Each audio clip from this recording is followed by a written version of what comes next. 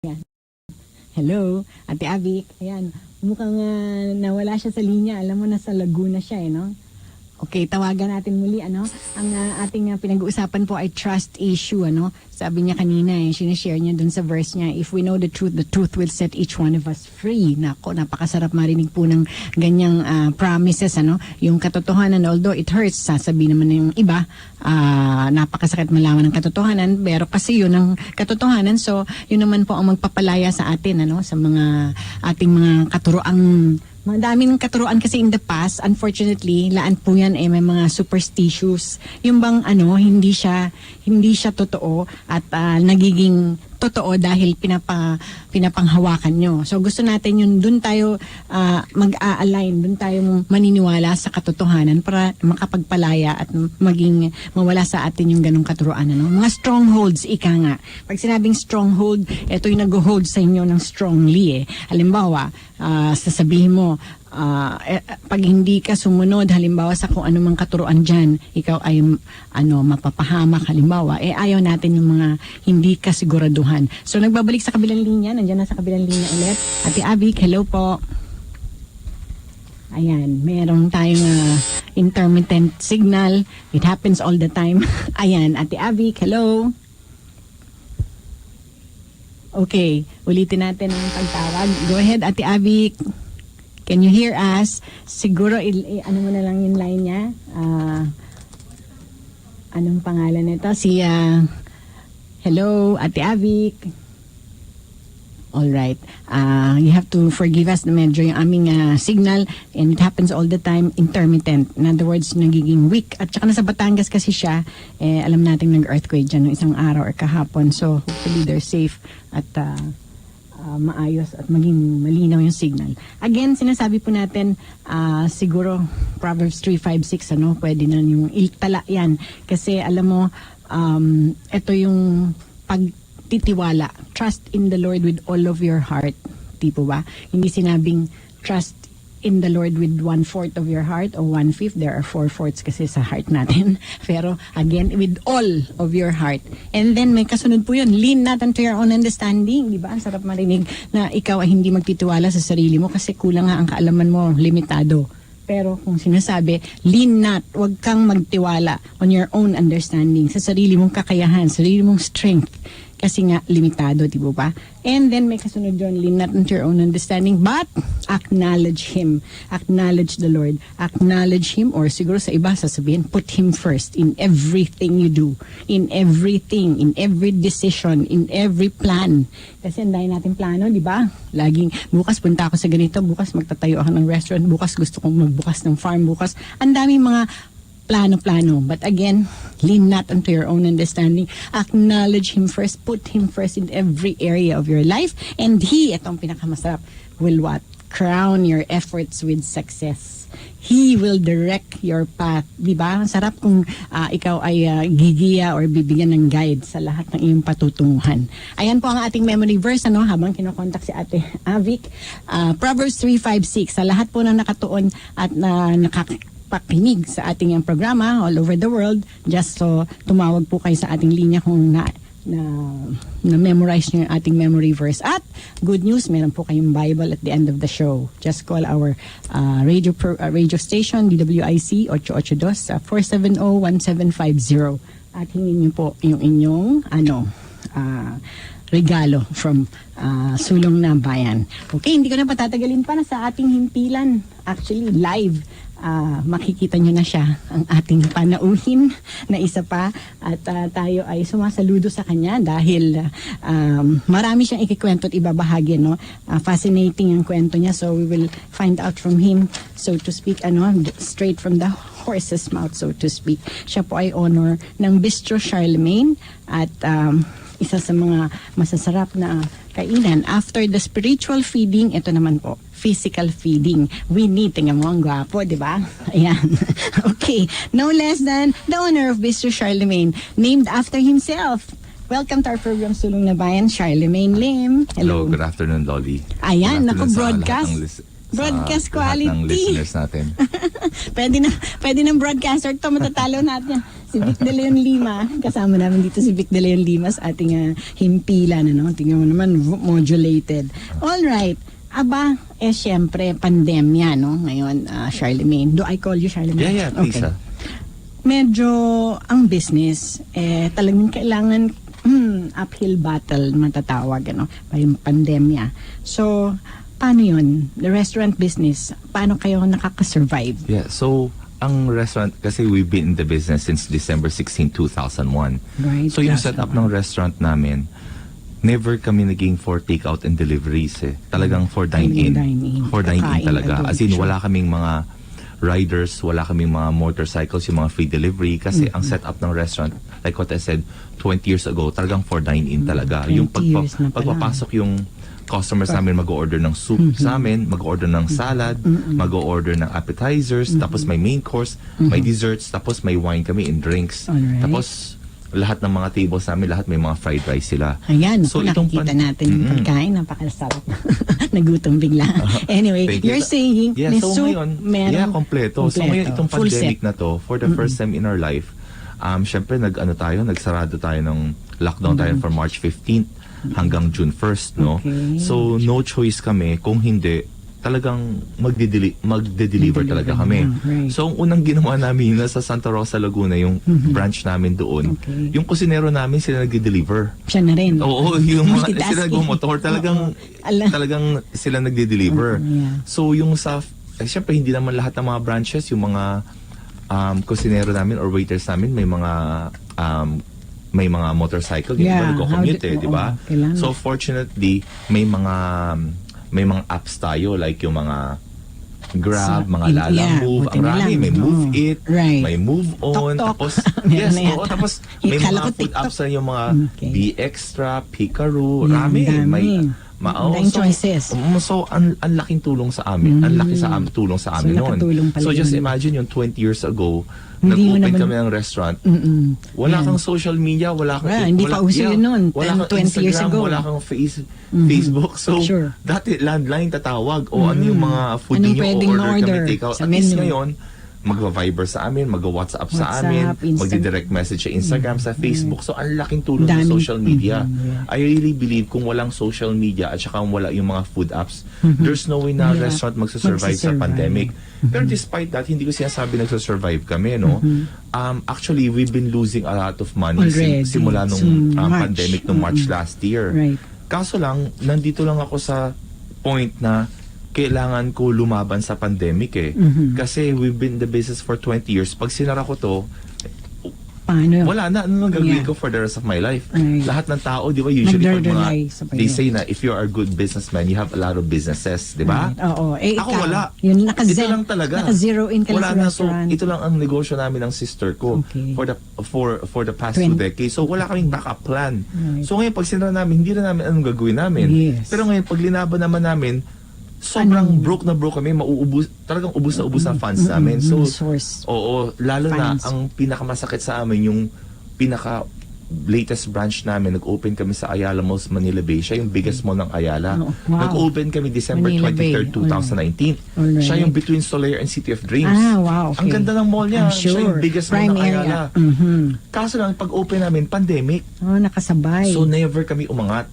So, every month, simula December 23rd, 2000, super bleeding talaga kami.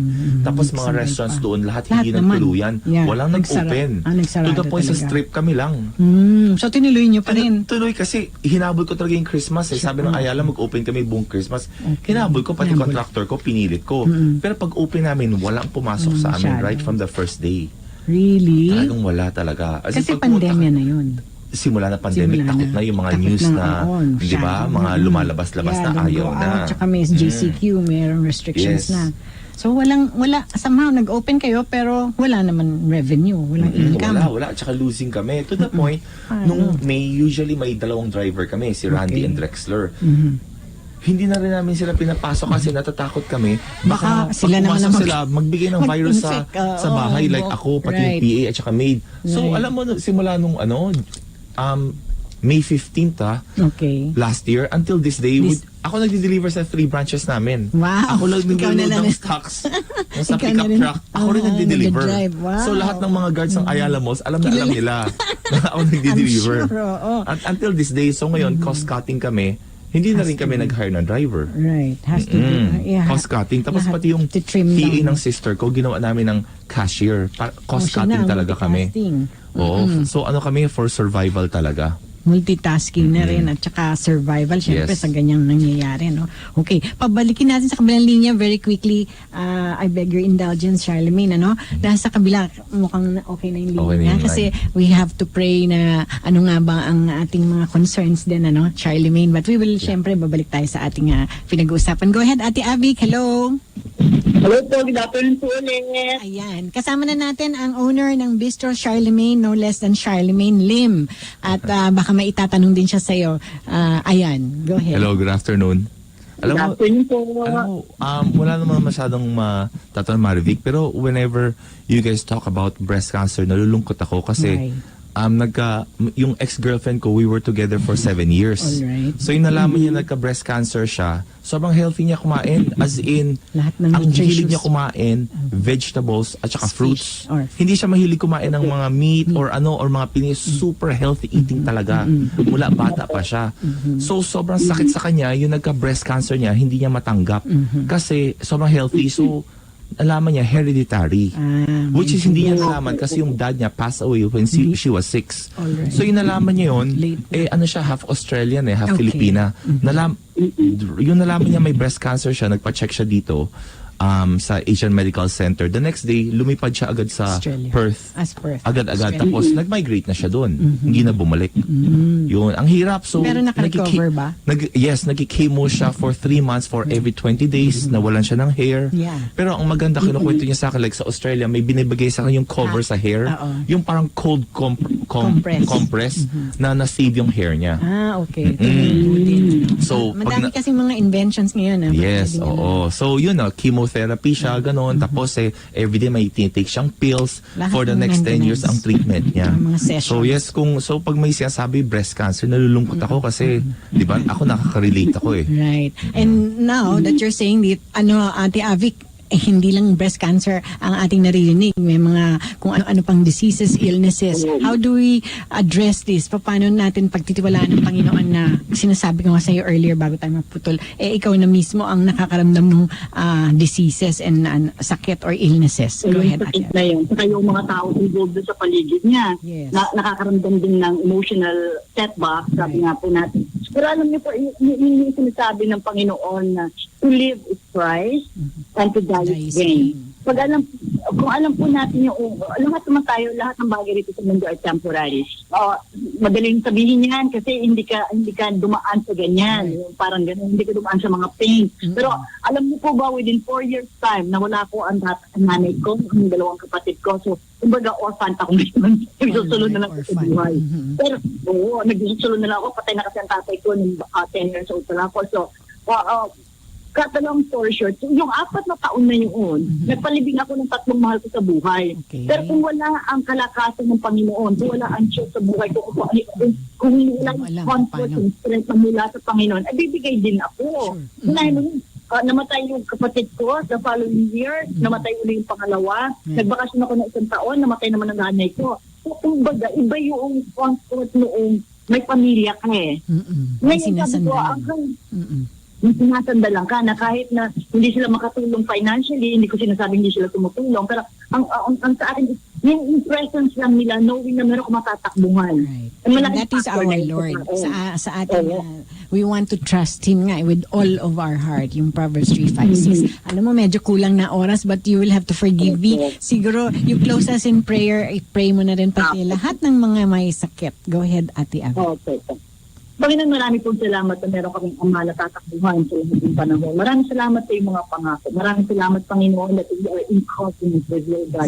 At inside ng part na yun, Panginoon, na ikaw ang pinagkakatiwalaan, the one who is faithful na kung ano ang pinangako mo, i-deliver mo. Panginoon, na sa mga oras ito, Panginoon, tinatakas sa iyo ang mga kapatid namin o mga kababayan namin dumaan sa anumang sakit, sa mga anumang bagyo ng kanilang mga buhay. Panginoon, salamat po, Ama, na magkaroon sila, Panginoon, ng tamang connection sa iyo, ng tamang relasyon sa iyo. Maraming salamat, Ama, na ang pag-ibig sa kanila hindi nagmamali kahit sa iyo. That your hands are always extended, Panginoon, to reach out to more people to know you more and more. Para nang sa ganun, Panginoon, ang mabless sila. Panginoon, sa mga oras na ito, dalangin ko, Panginoon, yung kalakasan mo, yung comfort mo, yung joy mo, yung peace mo, in spite ng sa kanilang mga dinadaanan sa buhay. Let it be with Panginoon. So that God will serve is a living God. Yes. Bless them, put in your hands. In Jesus' In Jesus' name we pray. Amen. Maraming salamat sa muli. God bless. God bless po. Okay, magbabalik po ang Sulong na Bayan after the station break. Philippine Standard Time, 3:31 in the afternoon. Si Miss Loli Acosta, Sulong na Bayan sa DWIZ 882. Patuloy na naglilingkod sa bayan. Mas todong pagbabalita. Mas todong pagseserbisyo publiko. Ito ang DWIZ 882. Mas todong lakas. Mas pinakikinggan ng buong bansa. DWIZ 882. Maririnig saan man panig ng daigdig. Mag-livestream lamang sa www.dwiz882am.com o i-download ang official DWIZ 882 app sa Apple Store at sa Google Play Store. DWIZ 882. Mapapakinggan worldwide.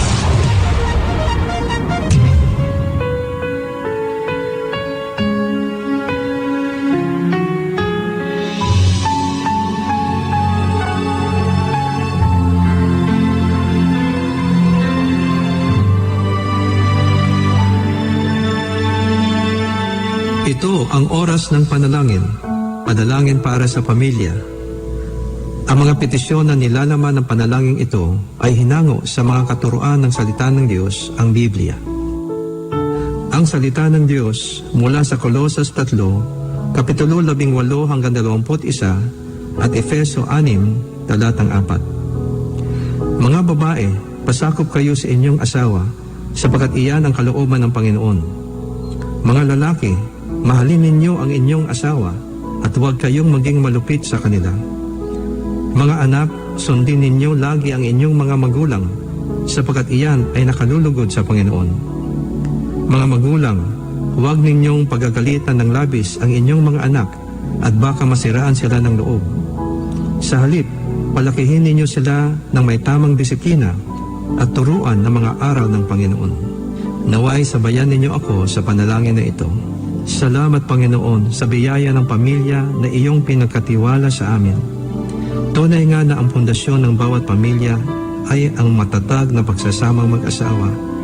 Kaya't aming idinadalangin na sa iyong biyaya at kalakasan, lalong mag-alab at manaig ang pag-ibig, katapatan, paggalang, pagpapasensya at pagkakaisa ng mag-asawa sa isa't isa. Turuan mo na kanilang matuklasan at pansinin ang mga magagandang bagay sa bawat isa, higit pa sa mga kakulangan at kapintasan, maging mapagpatawad at iwasan ang galit at negatibong komunikasyon.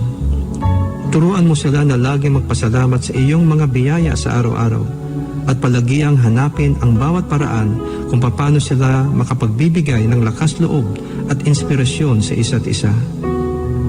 Aming ipinapanalangin na alinsunod sa iyong kautusan, ang mga asawang lalaki ay mahalin ng buo at wagas ang kani-kanilang asawa, gaya ng pag-ibig ni Jesus para sa iglesia. Iyong turuan ang mga asawang lalaki na maging maunawain at pakitunguhan na may paggalang ang kani-kanilang asawang babae upang walang makahadlang sa kanilang mga panalangin. Amin ding idinudulog sa iyo ang mga asawang babae na tulad din ng iyong pinag-utos, sila ay magpasakop at magpakita ng paggalang sa kani-kanilang mga asawa dahil iyong itinalaga na ang lalaki ang ulo ng kanyang asawa. Pagkalooban mo ng banal na takot ang puso ng mga may asawa nang sila ay maging tapat sa kani-kanilang asawa sa habang panahon. Iyo silang ilayo sa lahat ng uri ng tukso na makakapinsala sa kanilang pagsasama at sa kinabukasan ng kanilang mga anak. Pagkalooban mo ng tunay na pagsisisi at pagbabago ang puso ng mga may asawa na nahulog sa tukso o bumali ng kanilang sumpaang banal sa iyo at sa kanilang asawa. Panginoon, aming ipinapanalangin din ang aming mga anak na sila ay iyong protektahan, iligtas sa kapahamakan, pinsala at karamdaman. Pakalooban ninyo sila ng banal na takot sa iyo at kakumbabaan upang kanilang igalang ang kanilang mga magulang at dinggin ang aral ng kanilang ama't ina nang sila ay mamuhay ng matagal na may karunungan at kasaganahan. Iyong pagtibayin ang loob ng aming mga kabataan, O Diyos, nang sila ay umiwas sa masasamang hilig at mga tukso ng kanilang henerasyon. Sa halip ay pagsikapan nilang maging matuwid, makatarungan, tapat, mapagmahal at mapayapa, magkaroon ng pusong malinis at marunong tumawag sa Panginoon. Pagkalooban niyo sila ng tibay na loob, nang pagsikapan nilang laging gawin ang matuwid sa iyong mga mata, maging responsable sa kanilang mga desisyon at kilos, at maging makumbaba sa pag-amin ng kanilang mga pagkakamali.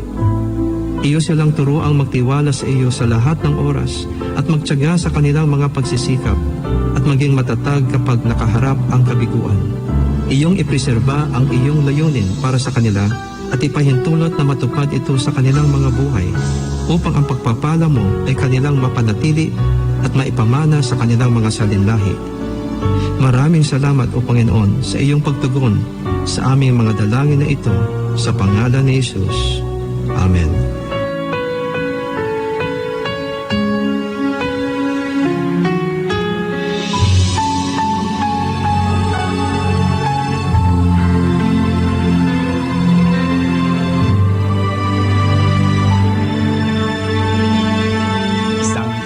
Mo lang, text o chat man yan, problema'y gumagaan, lungkot sumasaya. Buksan mo ang San Miguel, pinsan mo sa beer call ng barkada. Beer call muna tayo, beer call muna tayo. O anong sarap na pinsan ko, beer call muna tayo. Kahit kailan, walang iwanan, beer call muna tayo. Drink responsibly. Ang balitang ito ay hatid sa inyo ng Patron. Patron knows you deserve only the best. Sinusuyod ng buong pwersa ng DWIC News at Public Affairs ang buong kamay nila upang mayatid ang mga latest na kaganapan. Mga balitang dapat ninyong malaman. Ito ang DWIC Balita. Mas todong pagbabalita. DWIC Balita.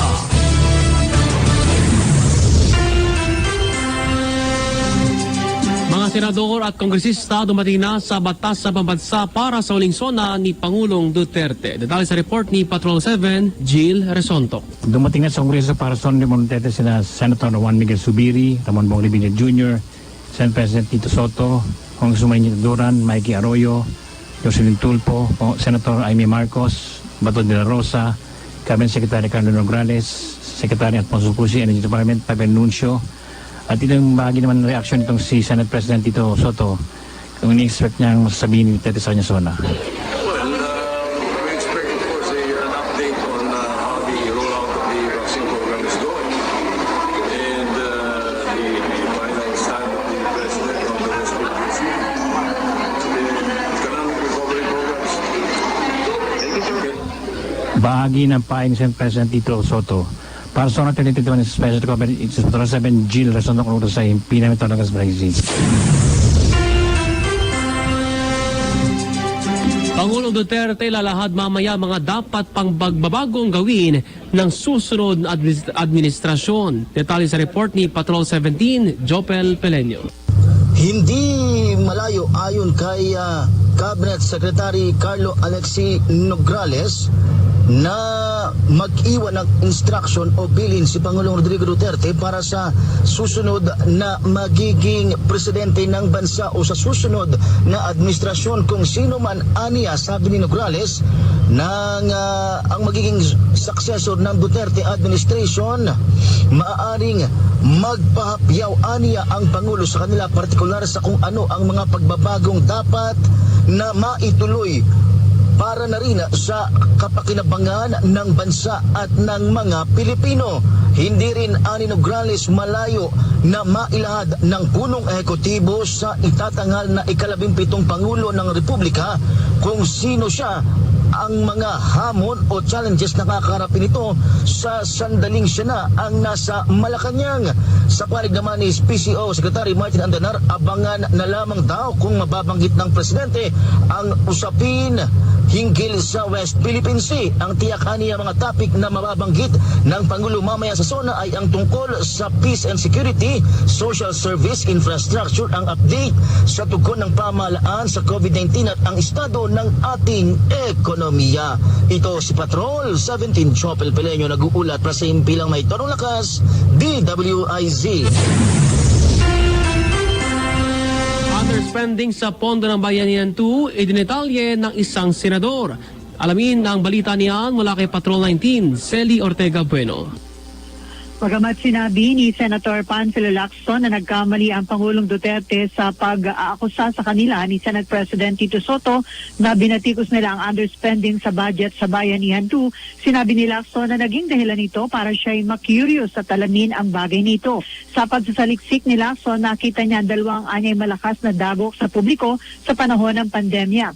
Ito ay dahil lumitaw na sa kanyang pag-research na higit na 63 billion ang hindi ginamit na pondo sa Bayanihan 2, kasama dito ang 46.39 billion na undisbursed at 17.23 billion na unobligated. Ibig sabihin ay mababa ang paggugol ng pamahalaan sa mga pondo ngayong may pandemya. Pinaliwanag ni Lacson na ang pagpapalabas ng DBM ng pondo na iba't ibang ahensya ay hindi batayan ng underspending dahil ang mga pondo ay nakatenga pa rin naman sa mga ahensya at hindi pa nakararating sa mga dapat paglaanan nito. Obligasyon at disbursement anya ang tamang batayan ng underspending o mababang paggasta ng pera. Gamit ang huling tala ng DBM, binanggit ni Lacson na sa 205.117 billion na nakapaloob sa Bayanihan 2, nagkaroon ng obligasyon ng mga hensya na umabot sa 187.8 billion pesos na kumakatawan sa 91.58% ang obligation rate, ngunit nasa 141.44 billion na lamang ang inilabas o na-disburse na kumakatawan sa 75.30%. Dahil sa naturang pangyayari sa Bayanihan Fund sa nagtapos ang implementasyon noong June 30, sinabi ni Lacson na napagkaitan ng mga kinakailangang ayuda ang maraming Pinoy na nagkikahos dahil sa COVID-19 pandemic. Samantala, mga senador na nasa batasan na para makinig sa huling SONA ni Pangulong Duterte ay sina Senate President Tito Soto, Majority Leader Juan Miguel Zubiri, Senator Gatchalian, Bato de la Rosa, Bong Revilla Jr., Francis Tolentino at si Senator Amy Marcos. Para sa SONA 2021 Special Coverage, ito si Patrol 19, Celi Ortega Bueno, nag-uulat. At protesta sa pagitan ng pro at anti-Duterte. Nagpapatuloy, balita yan ni Patrol 5, Aya Hipangko. Nagpapatuloy ang pagsasagawa ng kanilang programa ng mga miyembro ng mga taga-suporta ng Administrasyong Duterte o yung mga grupong pro-Duterte dito sa Mendiola, Luzon ng Maynila. Aabot sa mahigit 200 mga kasapi ng Liga Independencia Pilipinas at League of Parents of the Philippines ang nagsama-sama ngayong hapon para sabayan ang pagkilos naman ng mga militanteng grupo na nasa batasan sa Quezon City. Kabilang sa panawagan ng grupong ito ay ang pagpapatalsik sa Makabayan Block sa Kongreso. Makikita sa kanilang malalaking streamers na bitbit sa mga oras na ito at dahil sa ipinagbabawal ang pagsusunog ng IPG, iisprehan na lang ng mga ito yung ng pintura ang mga mukha ng mga mambabatas na kabilang sa Makabayan Block bilang tampok daw ng kanilang aktibidad. Ibibida din ng grupo ngayon dito sa Mendiola yung mga accomplishment ng Duterte administration. Nakabantay din naman ang mga tauhan ng Manila Police District sa ginagawang pagkilos ng mga grupong pro-Duterte at kanilang tiniyak na masusunod ang pinatutupad na guidelines sa health protocols para sa SONA 2021 Special Coverage. It is Patrol number 5, ay pang kutagulat. Para sa karagdagang impormasyon at mas marami pa mga balita, bisitahin kami sa aming website www.dwiz882m.com at sundan ang aming Twitter account at Facebook page DWIZ882. Ako po si Ace Cruz. Balitang kapag Nakipakinabang sa mga mamamayan. Inyong nalaman sa DWIZ Balita. Maging updated sa mga balita. Mas todong pagbabalita. DWIZ Balita. Ang balitang ito ay inihatid sa inyo ng Petron. Petron knows you deserve only the best. Ibahin mo ang Primera Light. Araw may nakaka-excite. Ibang klaseng mango tulad na lang ng K-pop o pamo. Ibahin mo ang Primera Light. Ang smooth niya para moves na hype. Kakaibang sarap, may ingredient na galing Spain pa to. Ka-Primera Light ka na. Award-winning pa siya. Mag-Primera Light ka na. Drink responsibly. Bagong hamon na naman nangarating. Kahit anong nararamdaman, lahat ay kakayanin. Sa dulo ng may kabala sa atin ay nagmamahal with MX3. Tayo ay extraordinary. Araw-araw MX3 para extraordinary. Without forget the dominance ng kanto. Original at natural na suplemento. With MX3. So coffee and tea. With MX3. It's for you and me. With MX3 tayo ay extraordinary. Mahalagang paalala, ang MX3 capsule ay hindi gamot at hindi dapat gamiting panggamot sa anumang uri ng sakit. Dala ang pananaw ng serbisyo at pagbabago para sa mga Pilipino. I, Rodrigo Roa Duterte, do solemnly swear that I will faithfully and conscientiously fulfill my duties. Maglaban sa kahirapan, katiwalian, droga at kriminalidad upang bayan ay umunlad. To wage war against those who make a mockery of our laws. Indeed, courage knows no limit. Mga proyekto at infrastruktura, pagharap sa pandemya at patuloy na pagbangon ng ekonomiya. Sama-sama nating alamin ang estado ng ating bansa sa ilalim ng Administrasyong Duterte.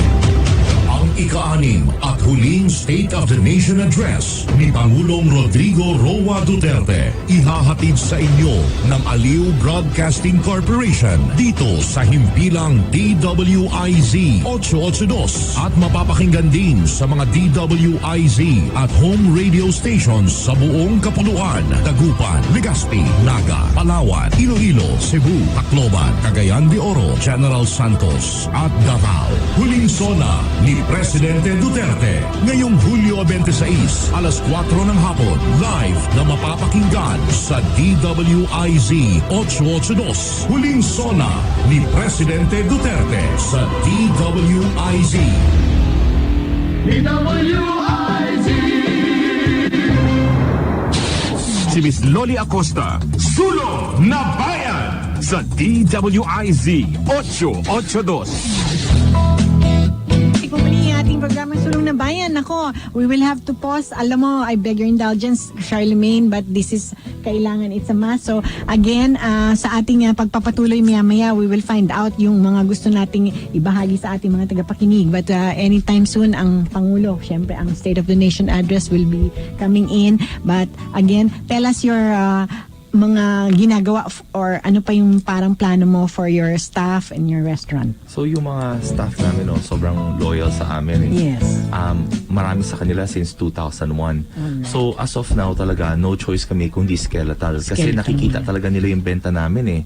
So mababait sila. Alam yung staff namin, even before the pandemic, sobrang sipag, wala silang complaint, walang parinig-parinig, sobrang bait. So we are so blessed na ang babait ng staff namin. Tapos lahat talaga tulong-tulungan. Yan, tulong-tulungan. I think that's a good word for today. Kailangan talaga nagtutulong-tulungan. In fact, yun din ang appeal natin sa lahat ng ating mga kawani at opisyal ng ating pamahalaan, iba't pang sangay ng pamahalaan. We really need na maging cooperative tayo bawat isa sa dinadanas natin ngayon. That's the only way para talagang, sabi nga ni Charlemagne, makaahon, makasulong-sulong na bayan ng programa survival natin. Talaga. Survival. So, let's give way to ating State of the Nation. Charlemagne, thank you so much. Tutuloy natin yung ating huntahan maya-maya. Go ahead.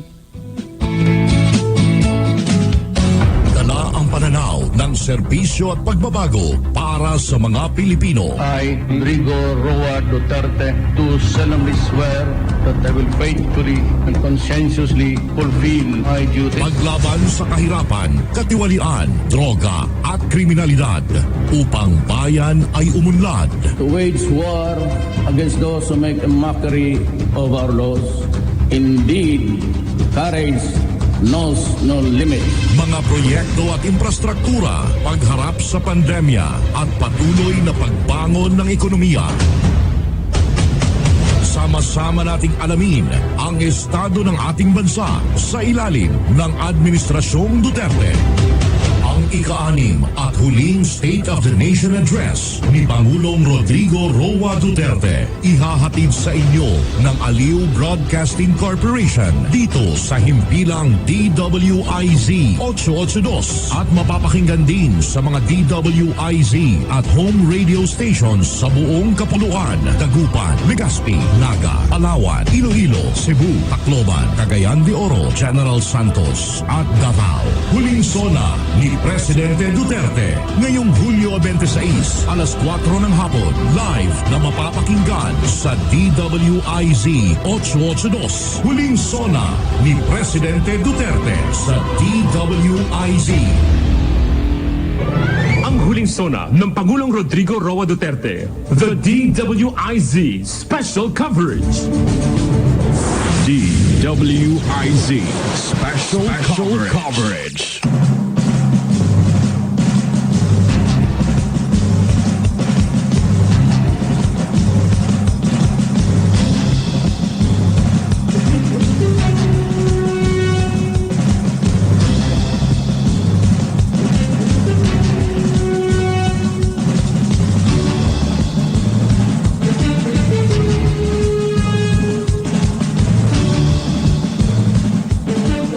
Magandang hapon po sa inyong lahat at kayo po ay nasa DWIC 882. Ito po ang special coverage para sa huling sona ng ating Pangulong Rodrigo Roa Duterte. Ito po ang inyong lingkod, Moni Lagan. At Jenny Valencia Burgos. Bago po magbigay tayo ng kaunting at bago natin ibigay ang talumpati ni Pangulong Rodrigo Duterte, siguro mag-update muna tayo, Jenny. No? Number 1, at about 3:40 in the afternoon, dumating si Pangulong Rodrigo Duterte. Sakay ito ng chopper, ito ay sinalubong, of course, dapat by tradition, sinalubong ito ni AFP Chief, no? Sobihana, at kasama doon si Senate President, Tito Soto, and of course, ang Speaker of the House, no? Si Congressman Velasco. So ngayon, bago magtalumpati ang Pangulong Rodrigo Duterte ay number 1, kinakailangan munang ma-update sila, no? At kanina, formal din na nagbukas ang Senado at gayon din ang Kongreso. Ayan. So, alam mo, pagka, ikaw ba nag-cover ka na ba ng SONA? Naku po, ito po ang una kong pagkakataon. Ha? Yes. Ito? Opo. Oo. Kasi alam mo naman, number 1, kapag ang SONA, pinag-uusapan natin dito, sa batas yan, every year, no? Nagsasalita ang Pangulo, no? At this point, ngayon, ika-6 na ito. At ito, ang SONA ay ginagawa every last Monday of July. Okay? And of course, ngayon, talaga napakahigpit sapagkat tayo ay nasa ikalawang taon ng pandemya. Yes. Abay, allowed lamang 350 guests. At, would you know some of the requirements? At baha po, ang alam ko po ay dapat fully vaccinated ang mga bisita. At ang alam ko po, nagkaroon yata ng dialogo ng mga otoridad dun sa mga magiging bisita po na dapat ay magkaroon sila ng contact tracing. Hindi ko lang, walang update kung ito ba ay natuloy na magbigay sila ng number, ng contact number nila yung mga dadalo. Pero alam mo, kanina earlier about 3 o'clock in the afternoon, no, past 3, dumating na si Senate President Soto, no? At gayon din and some of the senators. And of course, kasama ngayon sa pagpupulong si Senator Bongo. Okay? Now, at this point ho, siyempre ang pag-uusapan, definitely ang ina-expect natin na marinig ay ang mga accomplishments. Jenny, no? Ang mga nagawa ng Duterte administration sa loob ng 5 taon. Yes po. At in the same manner, ano pa ang gagawin for the next 10 months? 10 buwan na lang eh. Okay? Pero ngayon pa lang, siyempre, mula sa mga civic organizations, mula sa mga civil society, mga labor groups, iba-ibang marka. No? Ang iniintay natin dito ay yung tungkol doon sa scorecard. Okay, ayan. So, kaya't malalaman ho natin mamaya at the end of the speech, titimbangin natin, no? At sasabihin natin, ating uulitin kung ano ang mga plano pa at ang mga nagawa at plano ng Pangulong Rodrigo Duterte. Pero ngayon, nasa linya ng ating komunikasyon tungkol pa rin sa nagaganap sa loob ng House of Representatives sapagkat ang Pangulong Rodrigo Duterte ay nandoon na po sa Kongreso. Ang ating si Patrol number 7, Jill Rezontok, may update mula po sa Kongreso. Jill, magandang hapon. DWIZ Patrol. Okay, good afternoon. Dumating na nga si Pangulong Duterte sa Kongreso sa kanya-kanya presidential chopper, no? Sanubong siya ni Senate President Tito Soto at Speaker Ronda Velasco sa back gate ng entrance ng Kongreso, no? Tapos niya tumungo ang Pangulo kasama sa Senator Bongo at yung grupo niya sa holding area. Inantabayan na lamang Mayor itong yung 4 o'clock. Usually 4 o'clock traditional lalabas sa Pangulo sa holding area para i-deliver kanyang resignation address. Sa kanda namin session hall, Speaker Velasco at si Senator Soto nasa taas na, no, para inantabayan ng ni Pangulong Duterte para sa kanyang resignation address. Eksakto alas 4 lalabas ng Pangulo, papasok ng session. Hindi malaman kung hindi na pwede handshakking, bawal niya handshakking at yung mga sinasabing contact. Ito na dati na pagpasok ng Pangulo dito, palakpakan, tapos kamayan, akapan yung congressman tsaka yung si Pangulong Duterte. Pero yung iba na yun, may mga protocol ng AITF dito para siguraduhin na hindi magka-contaminate ng COVID-19 ng mga guests. At katulad ng nasunod dito nagaganap yung distancing sa plenary. Maggumunta, sasabi more or less mga 60 nasa plenary sa baba. Yung remaining yung gallery 1 tsaka 2, nandun yung mga remaining guests tsaka yung imbitado dumalo sa zone ni Pangulong Duterte. Yan, yung third gallery, walang tao, no? Yun ang second gallery. May distancing na pinapatapad yung mga opisyal ng gobyerno sunod sa ATF guidelines. So yan, pinatabayanan yung pabalik ni Pangulong Duterte para sa zona. Para sa zona 2021 special coverage sa Protocol 7 G sa IC. Okay, exact time natin. Maraming salamat, Patrol number 7, Jill Rezontok. Oras po natin, alas 3:58 at 37 segundos. Jeneline, malapit na. Malapit na. Ha? Mayroon na po bang mga inaasahan nyo po na tatalakayin ni Pangulong Duterte ngayong zona niya, huling zona niya? Well, ako, no, batay dun sa mga nabasa natin at napag-aralan natin, of course, number 1, sasabihin niya muna yung mga accomplishments natin. Because if you will recall in 2016, ano ba yung campaign niya, di ba? Yes. Number 1, the war on drugs. Okay? Tapos, crime, peace and order. Okay? Tapos number 3, about the economy. Tungkol sa kahirapan. Usapin ng foreign policy o yung West Philippine Sea. So ito mga bagay na ito, maaari ito'y ulitin niya. And of course, yung highlight ng kanyang administrasyon, yung build. Aba, kanina nakikinig ako, yung assessment ng World Bank, no? Yung isa sa mga director. Aba, parang aabot yata ng 860 plus billion ang budget for the build.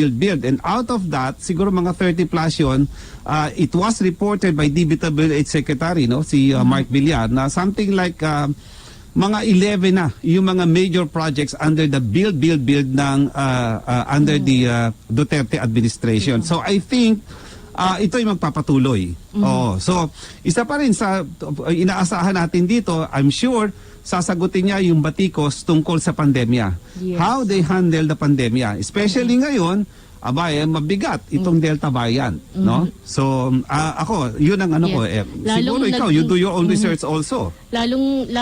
Aminado naman talaga na naging mapanghamon itong panahon na ito para sa Administrasyon Duterte dahil dito sa COVID-19 na sino bang mag-aakala po na ngayon ay dadaan ito.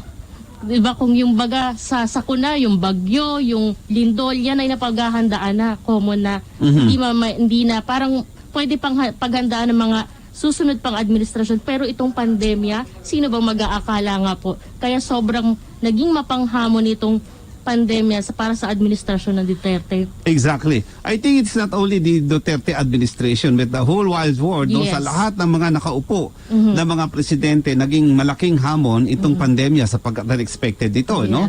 But anyway, so ang titignan natin din nila dito, mukhang nagiging success, ako tingin ko naman in fairness, mukhang nagiging maganda naman at successful yung rollout ng vaccination program because ito yung kailangan talaga nilang paandarin para gumanda yung economy natin At slowly ma-achieve natin yung herd immunity at 70%, no? Yes. Yung herd immunity ng ating population, no?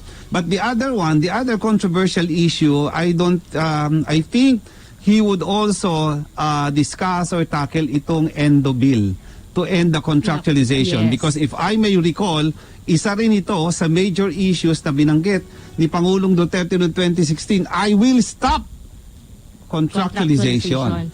Pero ngayon, talagang minamadali nila ito. But on 2019, binito niya itong anti-endo bill, kung hindi ako nagkakamali. So, ngayon, binuhay na naman ni Dole Secretary Silvestre Bello III. Actually nga, ito po, Mayor, na Pulse Asia survey, na nagsagawa sila ng survey, nangunguna ang kabuhayan at paglikha ng trabaho na gustong talakayin ng Pilipino ngayon huling sona ni Pangulong Rodrigo Duterte. At sinundan niya ng pagpapaunlad ng ekonomiya. So napakahalaga lalo ngayong pandemya na to, yung kabuhayan para sa maraming Pilipino. Exactly. So, maraming issues na pwedeng tatalakayin siya rito, no? Maaring ito sabay-sabay. It's 4:02, alas 4:02 at 29 segundos ang ating pong oras.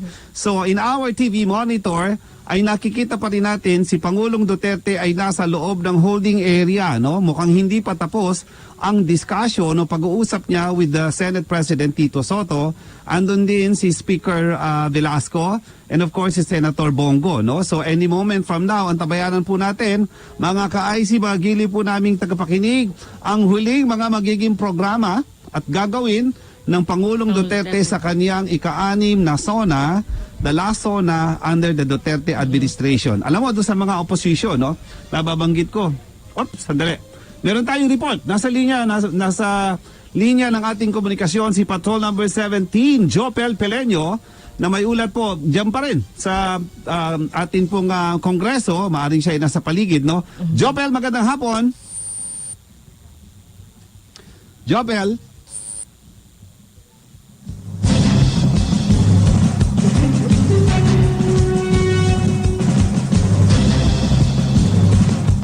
Okay, babalikan po natin. Jopel, nandiyan na? Okay, wala pa si Jopel Peleño. It's 4:03 in the afternoon. At muli, uulitin natin, no, Jen, no? Kayo po ay nasa special coverage ng DWIC 882. Nakikita po natin ngayon, tumayo na at umalis na mula sa holding area si Pangulong Rodrigo Duterte. At siya po ay kasabay ng eskorta ni Senate President at the Speaker of the House at si Senator Bongo. Unti-unti siya po ay naglalakad na papunta mismo doon sa session hall para ibigay ang ang kanyang State of the Nation address. And as Jill reported kanina or a while ago, na napakasimple na ito. Wala na itong shake hands, no? Diretso na siya dun sa may session hall, no? At sasamahan siya ng dalawang mataas na leader ng kapulungan. At pagkatapos ay of course may programa diyan. Merong ang tawag to, singing of the national anthem. Yes, oo. Kilala mo ba kung sinong kakanta? Natandaan mo? Kasama ang Philharmonic Orchestra po. Okay. So, ayan po, naglalakad po si Pangulong Rodrigo Duterte. Kung nakikita niyo para doon sa ating Facebook Live, medyo mahaba rin pinalakad pa ng malayo, Pangulo, Okay, nasa likod po si Senator Bongo. Okay, at siyempre ang mga opisyales ng Kongreso.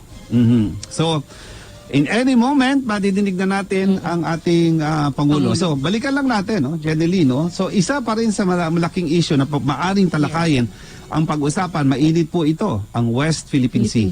Oo. At binabanggit ko nga kanina na baka sakali ang inaabangan dito sapagkat season na ng politika, Tama. baka dito formally announce na niya that talagang he's considering to run for As Vice Vice President of the Yes, Republic oo. of the Philippines. So, yan ang ano, no, ha? So, sandaling huminto na muna. Tinignan muna siguro yung mga, parang may mga artwork sa loob, no? Oo. Maganda siguro maiulot ang ating makasama. But anyway, nagkaroon pa ng picture taking na muna. Mukhang may dinidiscuss dito. So, balikan natin yung gusto kong talakayin. So, West Philippine Sea at possible yung announcement niya that he's really considering to run for Vice President in the next election. Oo. So, ang dami, no? Maraming pwedeng abangan talaga ngayon. Okay. So, of course, itong pagkatapos nitong, ang sabi ni PCOO, no? Ni Secretary Harry Roque, 4 na araw na ni-review, no, ni Presidente yung kanyang talumpati, yung speech niya. At talagang ito'y salang-salana. Kumbaga, pabago-bago. Siya na yung huling mismo nag-edit on the 4th day. Okay. So, in the same manner, ang sabi nila, aabutin lang to 1 oras. 1 oras. Oo. Kaso mahilig sa ano? Yun ba, Sa yung adlib. baka wala dun sa script, yun pa lang. Pero, Yes. Kaso mahilig sa adlib. Yes. Okay. Kaya baka ito ho, 1 oras, no, o itong 60 minutes ay maaring lumampas. So, pagka ginanahan ho ito, tingin ko mas mahaba ang adlib ng Pangulo. Okay? So, dahil marami siyang kailangang sagutin. and it was experience also in the previous zona na ang forecast nila 1 oras, Pero no? laging lumalampas doon. Okay. Mahaba yung ayan na, nasa loob na. Pumasok na ng session hall ang Pangulong Rodrigo Duterte. Ito. At ngayon, kahit papano, may palakpak na. Mula po sa mga kongresista. 350 lang allowed sa loob, no? Yes po. At saka talaga mahigpit. Mahigpit talaga. Okay. So, ibig sabihin niya, bago ka makapasok, may RT-PCR ka at may antigen ka pa doon. Yes. Okay? So, eto ho. Ayan. So, papasok na si Presidente o nasa loob na mismo. Ayan. Papaakyat na ho siya. Patungo na siya doon sa podium para pumwesto. Ayun. Ay, si Secretary Lorenzana ng Department of National Defense. Yes. Okay. Sinalubong siya pareho. Andun. President Tito Soto. Anong tawag doon? Nag-ano pa sila? Fist bump. Nag-fist bump pa sila ni Speaker Velasco at saka ni Senate President Tito Soto. Okay. And of course, kapag ka nakaharap ka, to your left yung Senate President, no? And to the right, it is the Speaker of the House. At siyempre, nasa sentro si Pangulong Rodrigo Duterte. Okay. Ayan. So mga kaibigan, para dun sa mga late tuners, kayo po ay nakikinig sa special coverage ng DWIC 882 para sa huling sona ng Pangulong Rodrigo Duterte ngayong araw na ito. Ang huling sona ng Pangulong Rodrigo Roa Duterte, the DWIZ special coverage. Led by Miss Morissette Amon and accompanied by the Philippine Philharmonic Orchestra.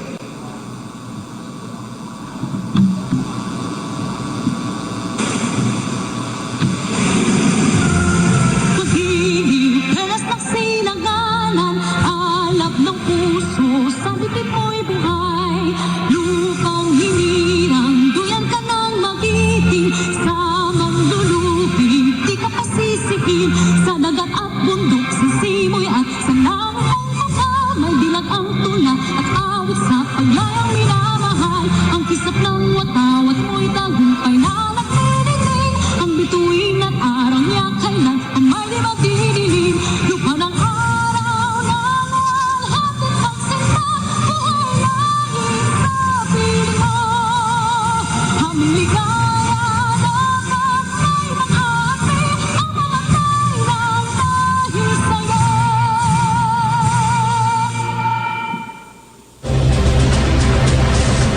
Please remain standing for the nation's prayer.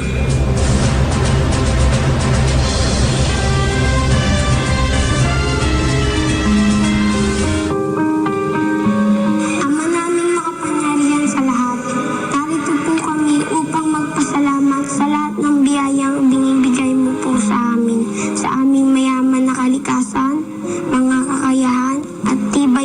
loob. Maraming salamat po. Basbasan mo po at gabayan ang aming mahal na inang bayan at ang aming mga leader na pangalagaan ang aming kinabukasan bilang susunod na henerasyon ng aming mahal na Pilipinas. Gabayan mo po kami sa harap ng pandemya at protektahan mo po kami. Ipakita mo po sa amin ang tamang daan upang malagpasan namin ito at lahat ng mga darating pang sakuna, kalamidad o anumang hamon. Lahat ng ito ay tinatanggap namin bilang pagsubok lamang upang lalo kaming sumampalataya sa iyo. Naway matamo namin ang ganap na pagkakaisa bilang isang bayan. Turuan mo po kaming maging mapagkumbaba.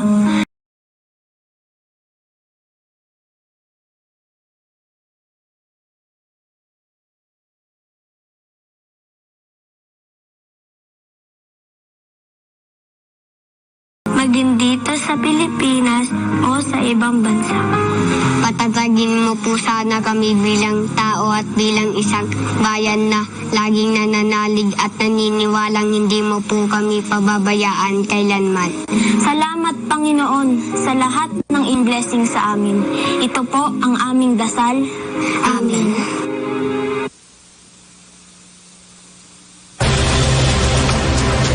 Ladies and gentlemen, honorable members of Congress, the President of the Republic of the Philippines, President Rodrigo Roa Duterte.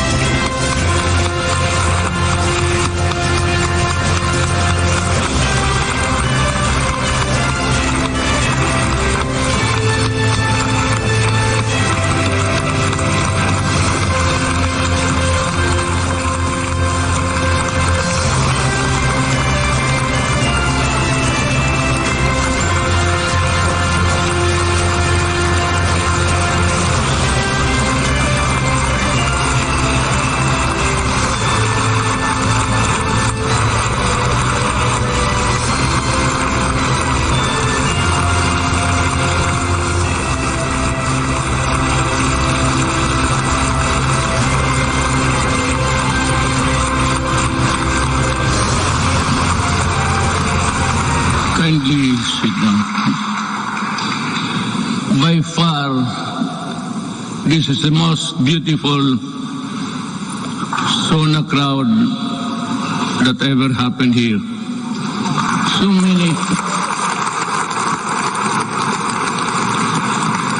many beautiful faces, and you only have to guess when you see the full face of the person. Senate President Vicente Soto III and the honorable members of the Senate, House Speaker Lord Alan J. Velasco, and the honorable members of the House of Representatives, Vice President Maria Leonor Robredo, former Presidents Fidel V. Ramos, Gloria Macapagal Arroyo, Joseph Ejercito Estrada, the Chief Justice Alexander Gismondo, and the Justices of the Supreme Court, Executive Secretary Salvador Medaldia, and the members of the Cabinet, Dean of the Diplomatic Corps, His Excellency Archbishop Charles John Brown, and the distinguished members of the Diplomatic Corps. My fellow government workers, and of course, to my lovely wife, Hanelet, mga mahal kong kababayan,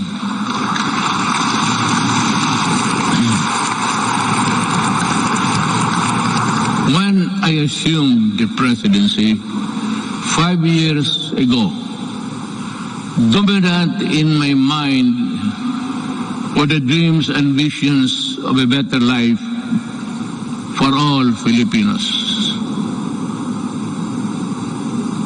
I saw them as reachable through the institution of reforms and radical changes in both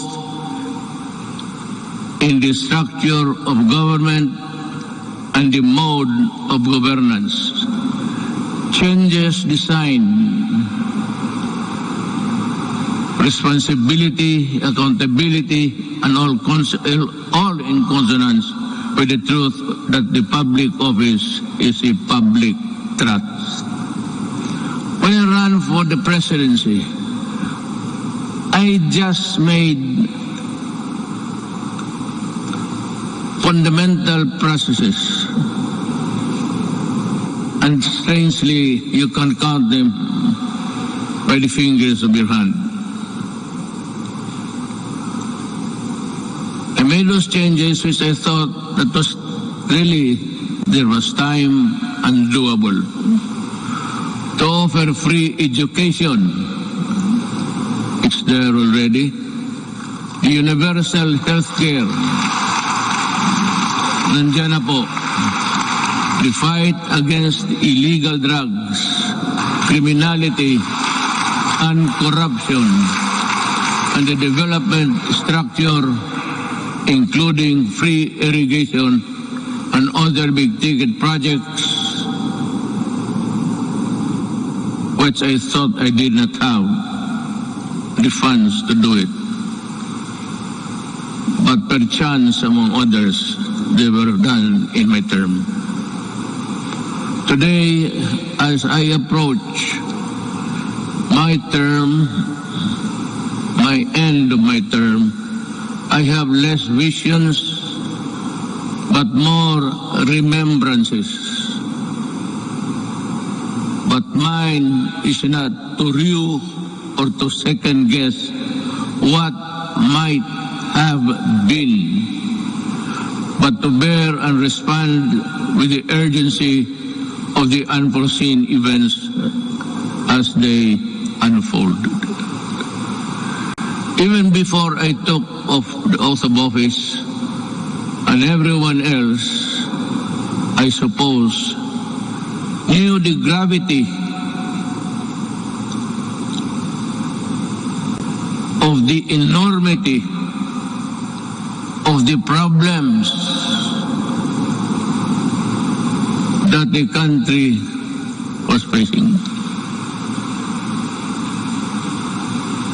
And precisely because of that awareness, I was driven to hasten implementation of changes which I believe the country needed, keeping in mind that the Constitution afforded me only 6 years to make those changes happen.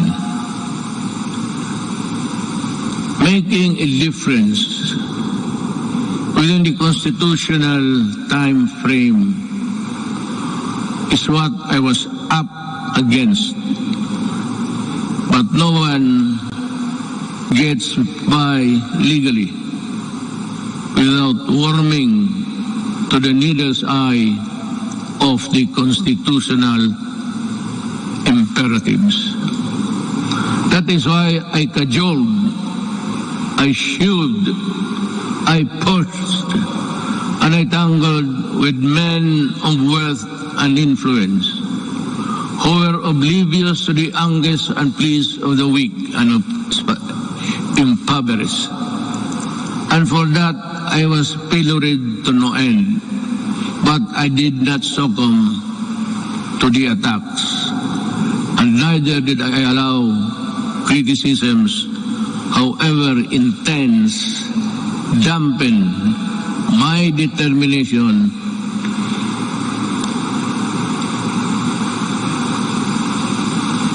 and initiatives, because my purpose was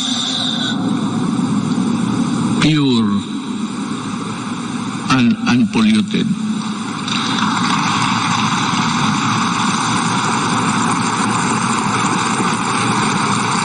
While we were busy instituting reforms, the twin ogres of illegal drugs and corruption laid low for a while, only to resurface as still with us and make no mistake about it, corruption is but another term of stealing people's money, dashing in its wake a nation's goals and aspirations.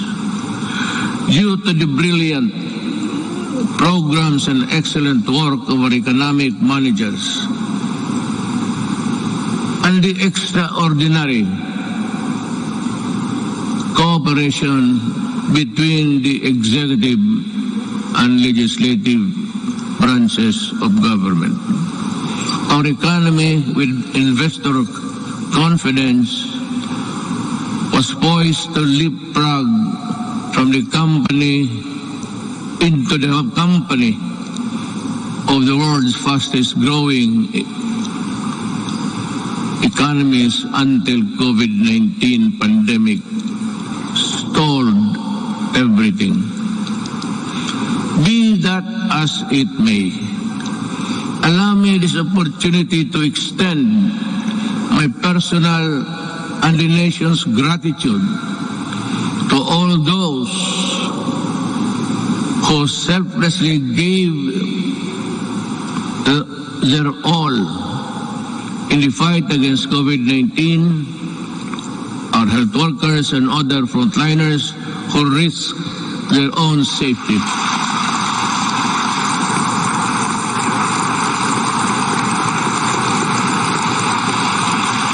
To keep our essential health services and our food supply chain running, boosting the economy activity and ensure peace and order in our communities. I would like also to extend my deepest appreciation for the generosity of the private sector who came to the government's aid in fighting COVID-19.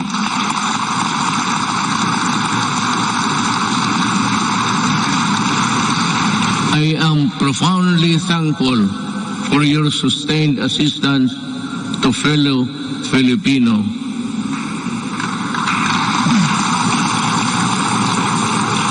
And amidst the same deleterious effect of the pandemic to our respective industries, let me assure you that the government is committed to assess the private sector to regain the commercial vibrance of the country prior to the pandemic.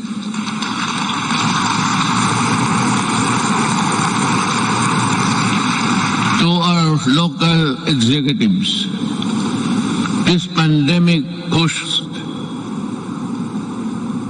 you to step up and deliver responsive assistance. I'm glad to have seen you undertake new and heightened responsibility, working doubly hard to protect your constituents.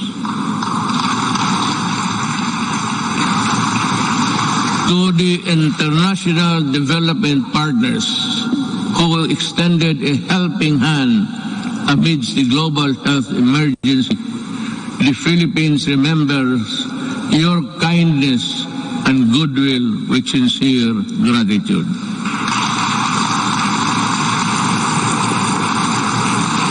And to all of you who answered the call to protect one another by adhering to our nation's protocols, daghang salamat.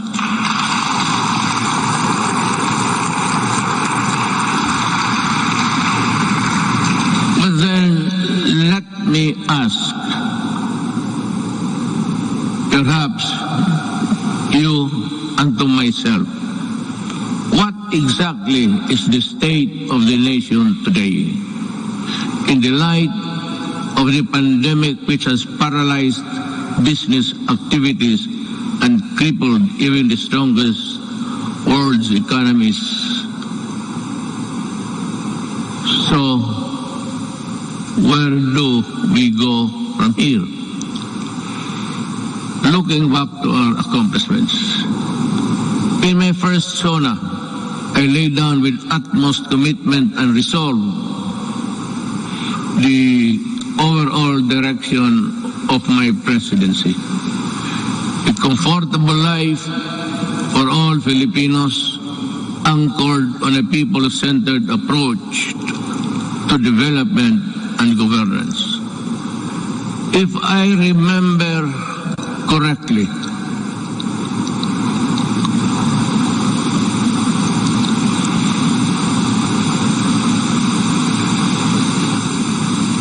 my administration,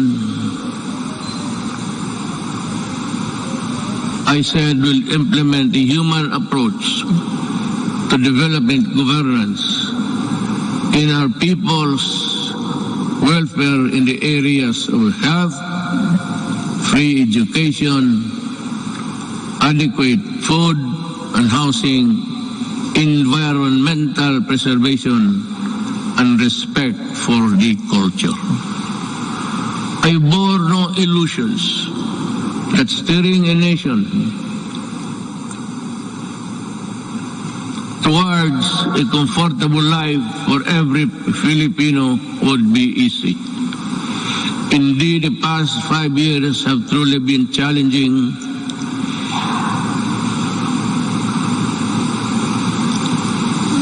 and humbling. I stand here before you today bearing no conceit, but if there is one thing that I could be proud of, is that not once did I waver in doing the unpopular, even if it meant upholding the greatest good for the greatest number.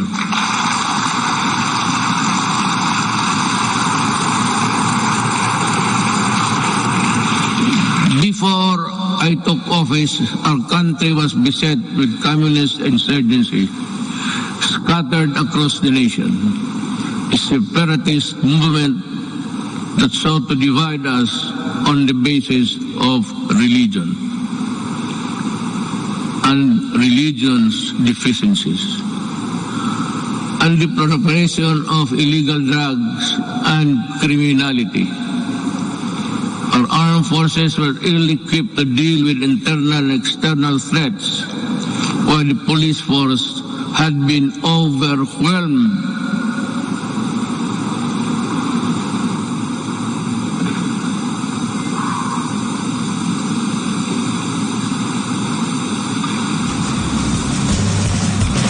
criminality and the drug trade problem.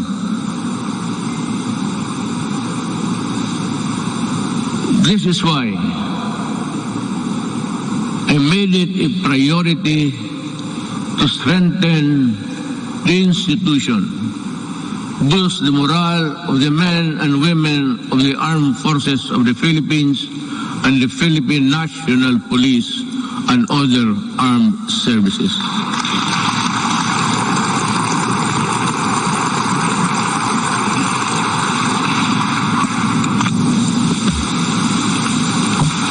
Again,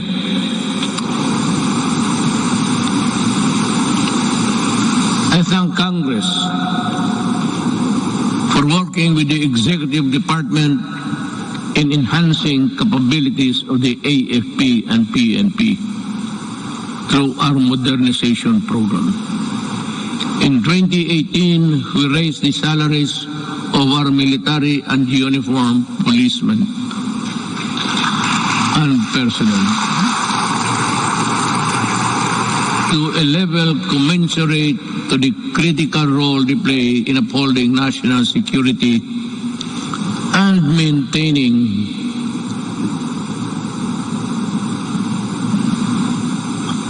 order. I am asking Congress to pass a unified system of separation, retirement, and pension of military and uniformed personnel to maintain government fiscal flexibility and provide adequate benefits and remuneration to our men and women in uniform. This shall apply only to the new entrants of the military and civil. Hindi ho lahat. Cannot be that we have to pay so many, even the salaries of the retired. They get a chunk of the big budget. And if we include the new entrants, the funds available for them would not be enough. It is also high time for us to pass a law providing free legal assistance to AFP and PNP officers, enlisted personnel.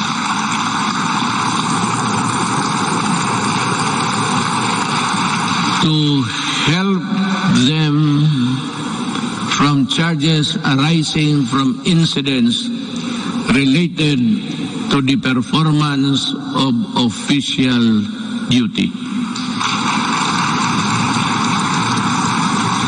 The continuous upgrading of our defense capability shall ensure that we shall uphold our territorial integrity and sovereignty from external and security threats. Among the new additions,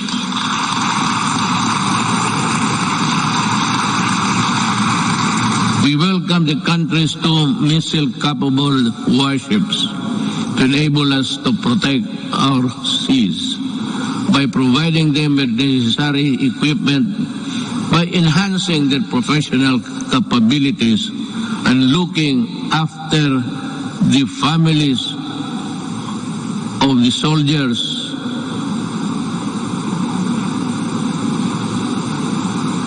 who would not be longer be in their company. We do not only strengthen our military and police institution, we also inspire them to serve this nation with the highest degree of loyalty and patriotism.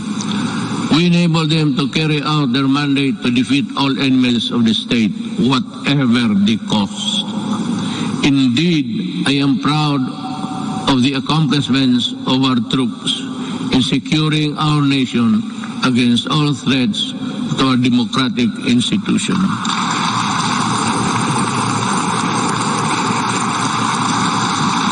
But peace must be realized.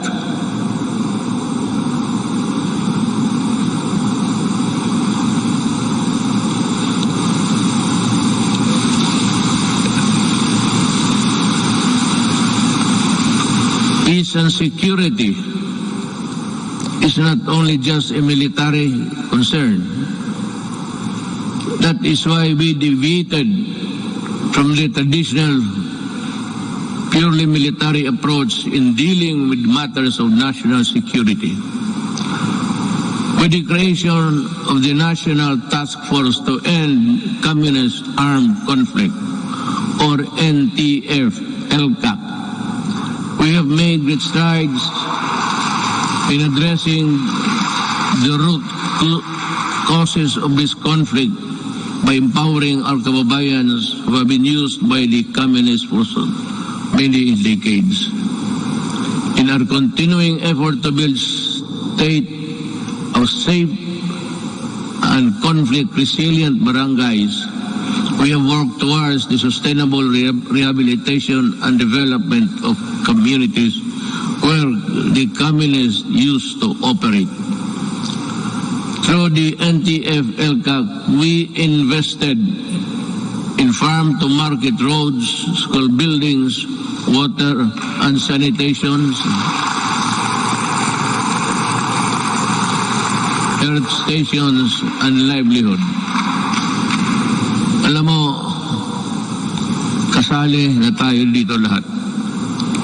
Always, every law or every regulation must pass Congress of course, to the president. But sometimes, in our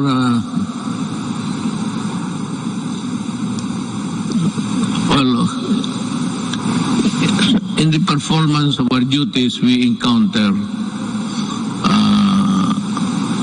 the not so nice of confronting each other. But because of these interventions, more than 17 former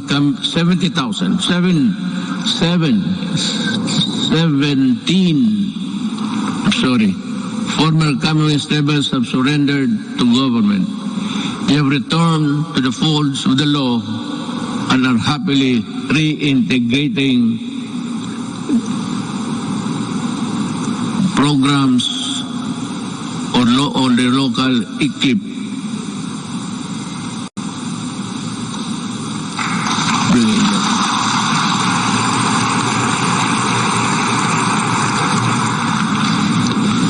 It's either I am talking too fast or too slow, or the operator of this thing here is drowsy.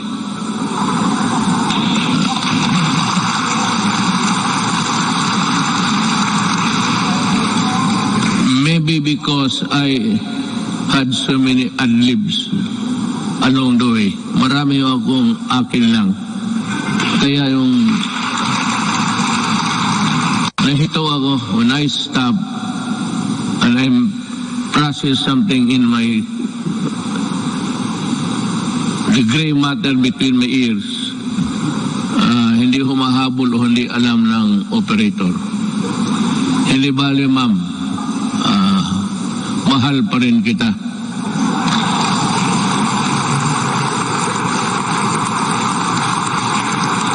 Lalaki ba ito o yung mga babae? Kagabi yung mga babae, sila? Sabihin mo sa kanila, magipagkita ako maya. I will embrace them for their punctuality in operating this this strange machine that gives you the speech. With the support of our local government units, I am confident that support for the communist movement will continue to erode in the next few months. Unlike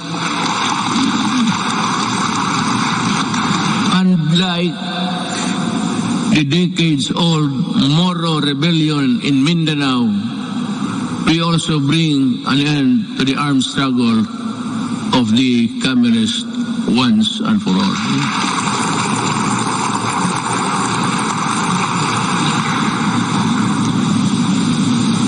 Sa totoo lang, itong komunista, college pa ako. Hanggang ngayon, ang mga sige pa rin.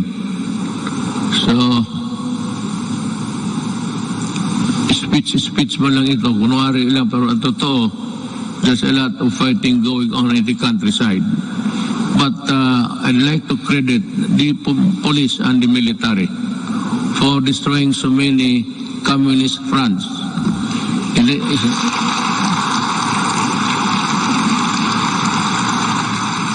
I think they have destroyed more than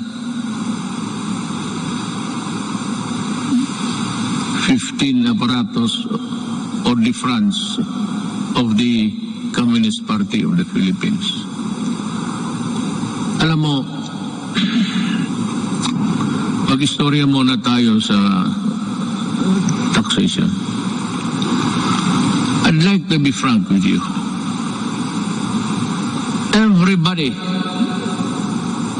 Everybody in this country are paying taxes to the communists. The Communist Party earns billions but pass on a little to their fighting men who die for an ideology that is so rotten and corrupt. They themselves are pocketing the money And their children are studying in Europe and in other places, which I think none of you here can finance such journey. Yan ang masakit dito. They collect taxes, support season in Netherlands, and they do nothing but bad-mouth government and mouth, war, dogmas, and everything. Hindi na sila napagod. It's about 53 years in the making. And until today, the poor people are dying. The cadres, and most of them belonging to the indigenous tribes of our country, are fighting a losing battle between the communists and the government. They waste lives, they enlist children, and they are proud of it, but they deny it. But when you go to the mountains, such as I and Senator go many times, even during the elections, they were there with so many arms that I think somebody, an idiot here in the Philippines, supplied the firearms. I'd like to ask Congress, especially Senator Bato, kindly dig on, because we have identified the person who imported the AK-47 into this country on the pretext of using it in the security, providing security and guards in all, in business establishments, and for those who can afford their home. This policeman, I think, is still there. He was a colonel, and he is still, walang nangyari. At maraming sundalong namatay dahil sa mga armas na pinasok nila dito sa Pilipinas. So that my orders to you, if you see them walking around, kindly shoot them dead. I will be happy. Anyway, you're already charged in the ICC together with me. So what is the problem of adding another one? Another idiot Filipino who has caused great damage to our country. Yan ho ang totoo dyan. At itong mga pulis, but let me go back in time. When I first said I will fight drugs in 6 months, I thought it was like in Davao. You can either coerce, intimidate, or bribe them, or give them money. I said, lumabas kayo ng Davao, doon kayo magkalat sa Luzon at sa ibang lugar, huwag dito sa Davao. Naniniwala naman ang mga ulol at we were able to attain a sense of normalcy in the city.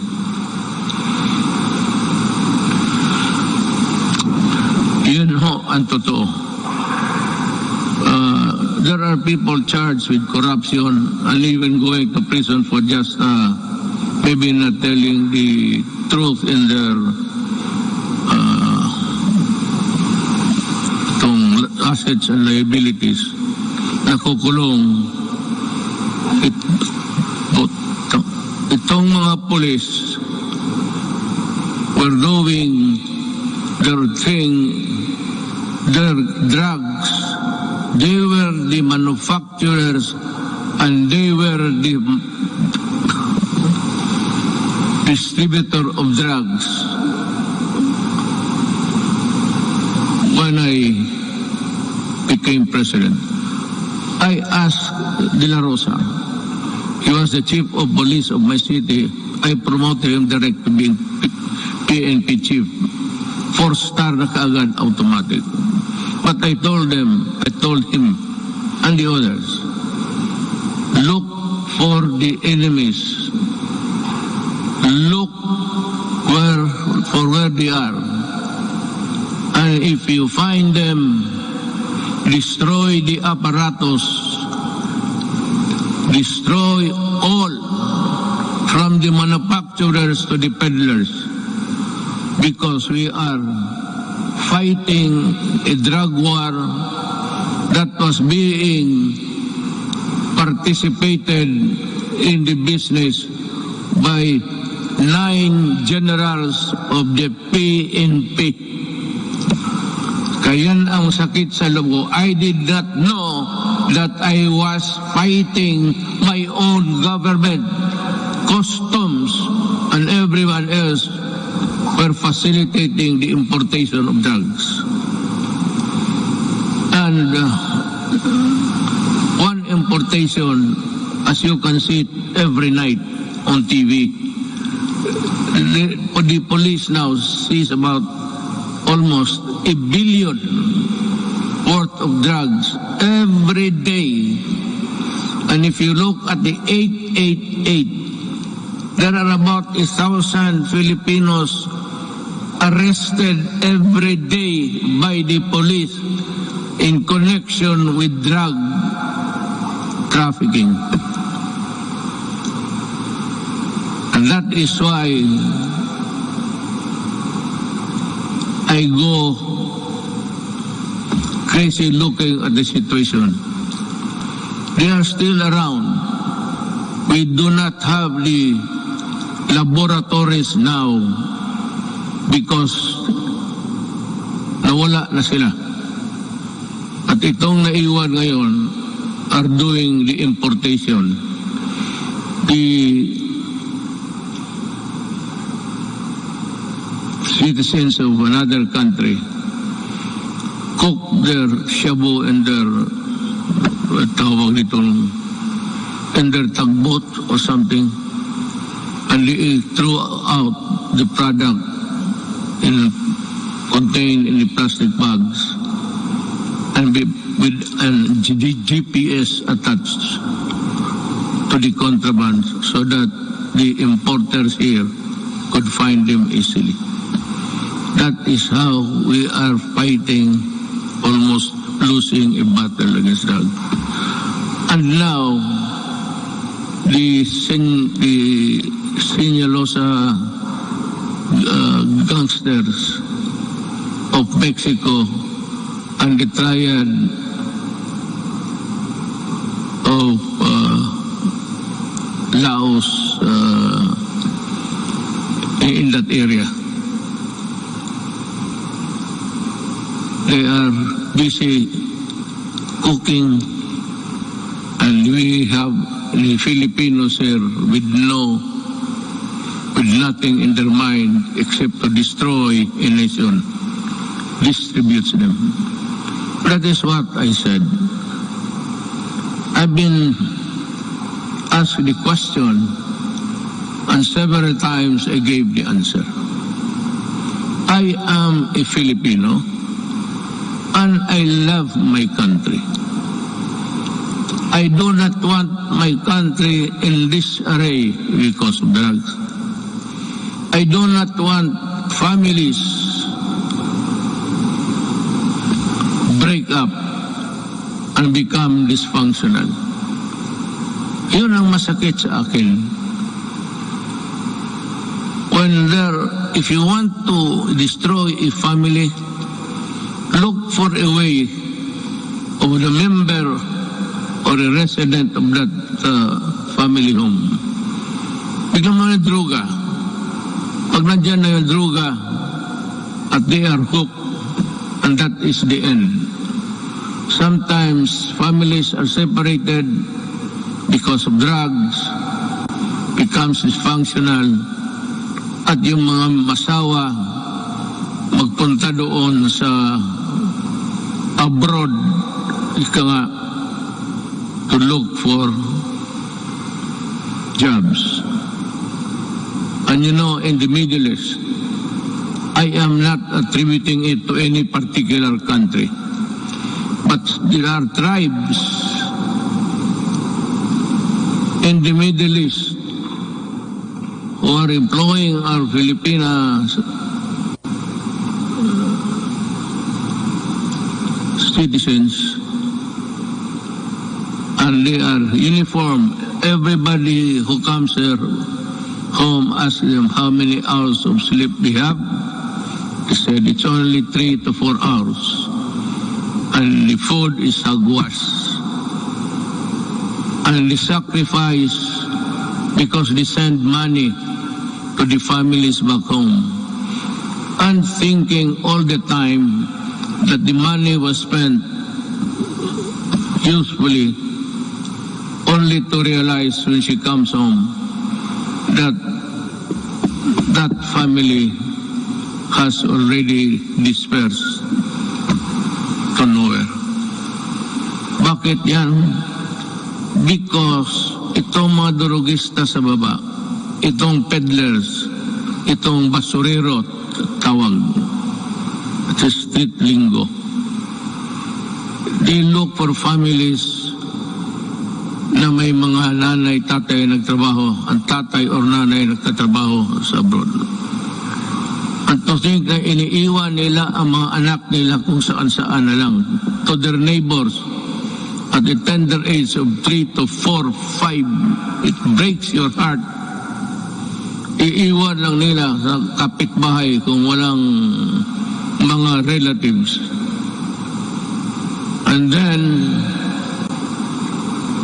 when they come back 5 years up, 4 years after, they now realize that their young sons and daughters have gone into prostitution because of drugs. And their boys or their male are nowhere to be found and into the drug business also. Yun ang pinakamasakit. Masakit sa akin na ang Pilipina pumunta doon para magtrabaho because sexual abuse in some tribes in the Middle East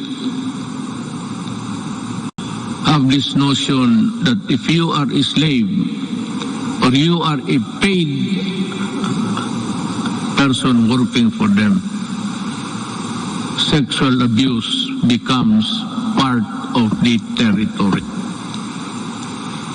Kaya dyan ako pumuputok at nakakita ko yung mga pamilya na sira.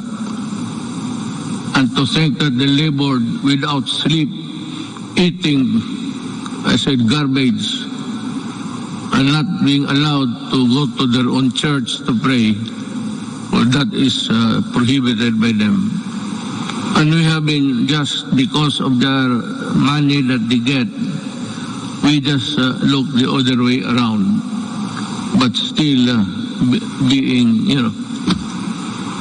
bothered every night, and what will happen to the next succeeding group of. That is why I have in this speech, I talk about slavery.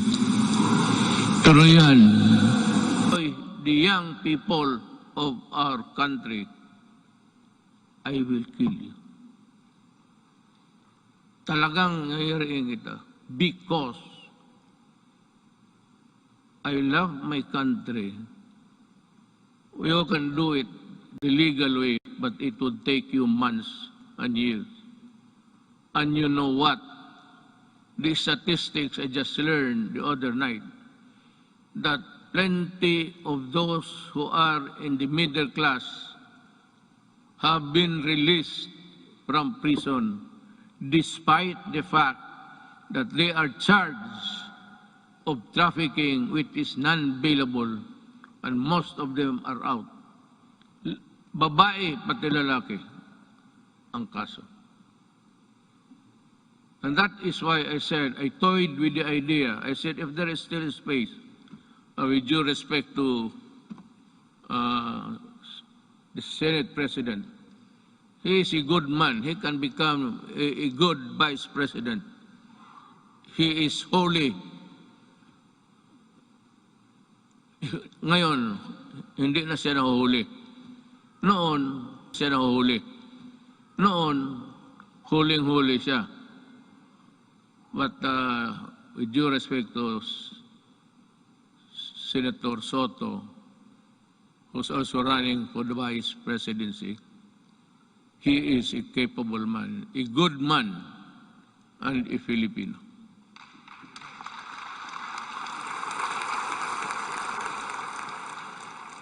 Sige ako tingin sa harap na dito para sa likod ko.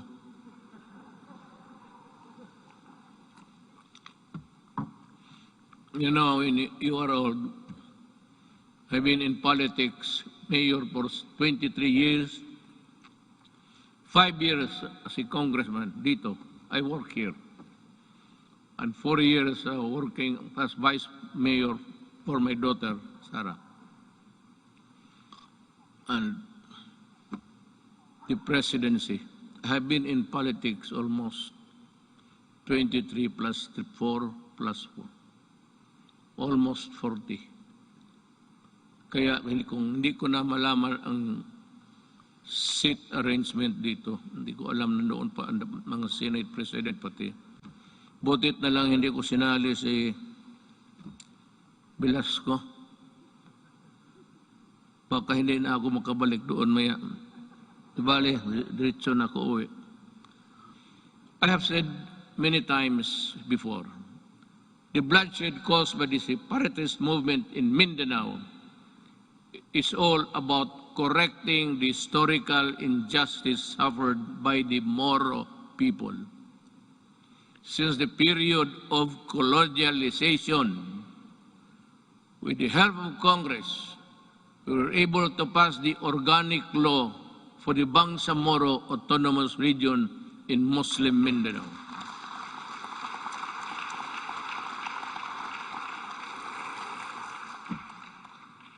Finally fulfilling a promise that was decades in the making.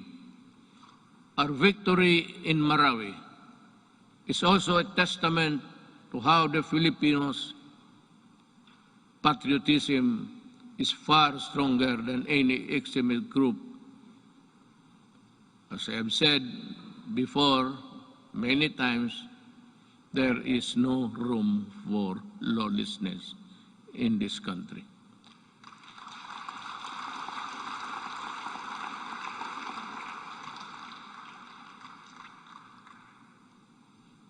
Rebuilding a better Marawi remains today still not completed. To Task Force Bangon Marawi, we need to race against time, and you have to finish the necessary work for to rehabilitate the war-torn city and bring back its families back home. Now, let me talk again about the drugs. I was just ahead because I was talking something else. Nag-segue ako. While we have made great strides in ending rebellion and insurgency in various parts of the country, we still have a long way in our fight against the proliferation of drugs. This problem has hounded our country for several decades, destroying families and degrading the moral fiber of our society. When I assumed office, I committed to end this problem at the soonest possible time. We launched an unprecedented war against illegal drugs and to destroy their apparatus. That permitted every level and sector of society. We waged war on the manufacturers, the financiers, the suppliers, the peddlers, and the entire syndicates, and more importantly, their protectors in government we have rescued and reformed drug dependence because of their idiotic sense of decency. While interventions and building facilities not only for the rehabilitation but also to prepare them to reintegrate into society. Our unyielding campaign led to the surrender of millions of drug dependents and neutralization, capture, and prosecution of thousands of drug personalities. The dismantling of illegal drugs and syndicates and the drug laboratories, the extensive drug communities down to the barangay level, and the cutting of narco politics. You know, allow me a little bit of your time. Wala naman siguro kayong lakad ngayon. Unless na, no, you want to, unless you have this appointment with, I'm sure hindi babae yan. That would be a sexist statement. Kung nagmamadali talaga, halos tumatakbo, babae yan. Kung naglalakad lang na natural, medyo less important yan. Ganon yan. Pero dito wala. I'm not making any sexist. I'm just saying the truth. What is the truth? It's there for all to see. Let me talk about our quest for infrastructure development. 5 years ago, the first thing I made sure was to increase our infrastructure spending to an average of 5% of the country's GDP. This is significantly higher than infrastructure spending of each and past 4 administrations. Thanks to the comprehensive tax reform program that enabled us to fund critical infrastructure projects, today we can see the tangible results all around. MRT-3, with its frequent breakdowns and unloading of passengers mid-rail, was a horror. That was for the daily commuters to endure in the past. Now, MRT-3 no longer unloads passengers but to their destinations. The waiting time between trains had been significantly reduced to 10 trains running at only 30 kilometers per hour before. Now MRT runs 23 trains at 60 kilometers per hour. We have taken away the misery of public commuting. We also pursue the completion of the LRT to East Extension project by extending Line 2 and adding 2 more stations. We have reduced travel time between Manila and Antipolo from the usual 2 to 3 hours to only just 40 minutes. Thanks to our partnership with the private sector, we are able to open Stage 3 of the Metro Manila Skyway in January this year. This decongested EDSA and other major roads in Metro Manila. On Independence Day last month, we also inaugurated the Kalayaan Bridge, part of the BGC Ortigas Centerlink project, which will reduce the usual 1-hour travel time between the 2 business districts in just 12 minutes. Beyond Metro Manila, we are pursuing several high-impact projects that will be completed within my term and perhaps in the following years. It's a question of money. Just this July, we inspected the newly built passenger terminal building of the Clark International Airport. The new and modern passenger terminal is equipped with the latest state-of-art technology. This can accommodate 8 million passengers, alleviate air traffic congestion at the Naya Airport, as well as serve a major growth driver and gateway to northern and central Luzon.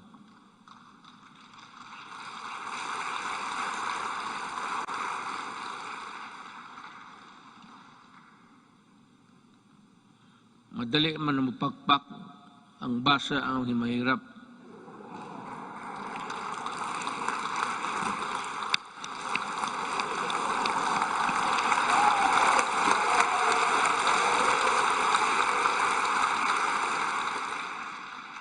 To help promote equitable development, we also completed several roads leading to important trade corridors. Last year, we completed the construction of the Poro Point Free Port Zone Road in La Union, which improved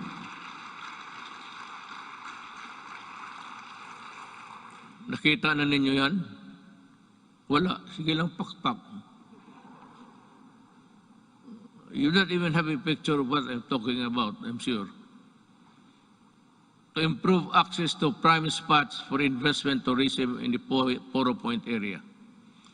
We also completed the junction Lanao-Pagadian Zamboanga City Road, which will provide easier access to farms and easily transport their agricultural products at low cost and in great quantities to industries and economic zones located in Diplahan, Zamboanga, Sibugay.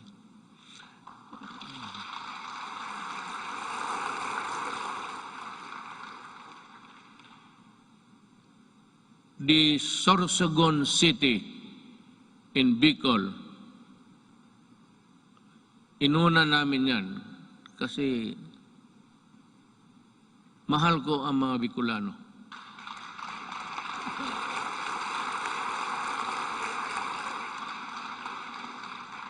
Pangangatawan ninyo yung pakpak ninyo ha.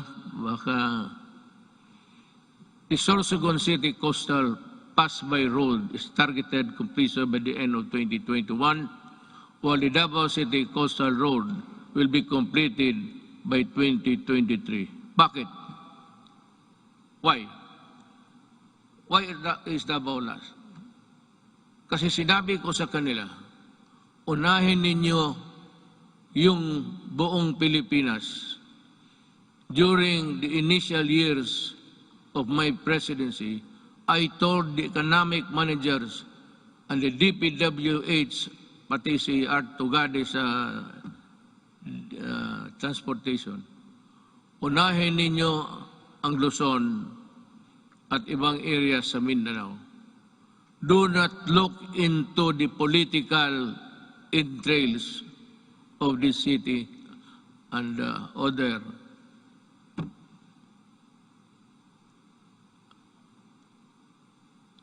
provinces.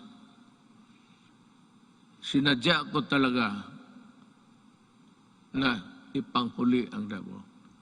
Kaya for the Davaoenos, you must understand that we cannot really unahin natin yung, kasi taga dyan ako eh. Kung hindi ako sigurado taga Davao, tapos na yan, pareho ng iba. Kaya lang sinabi ko, make Davao the last priority. At, totoo yan. Sorsogon is a little politics, but that's the territory of our Vice President, Lene Robredo. Are you here, ma'am?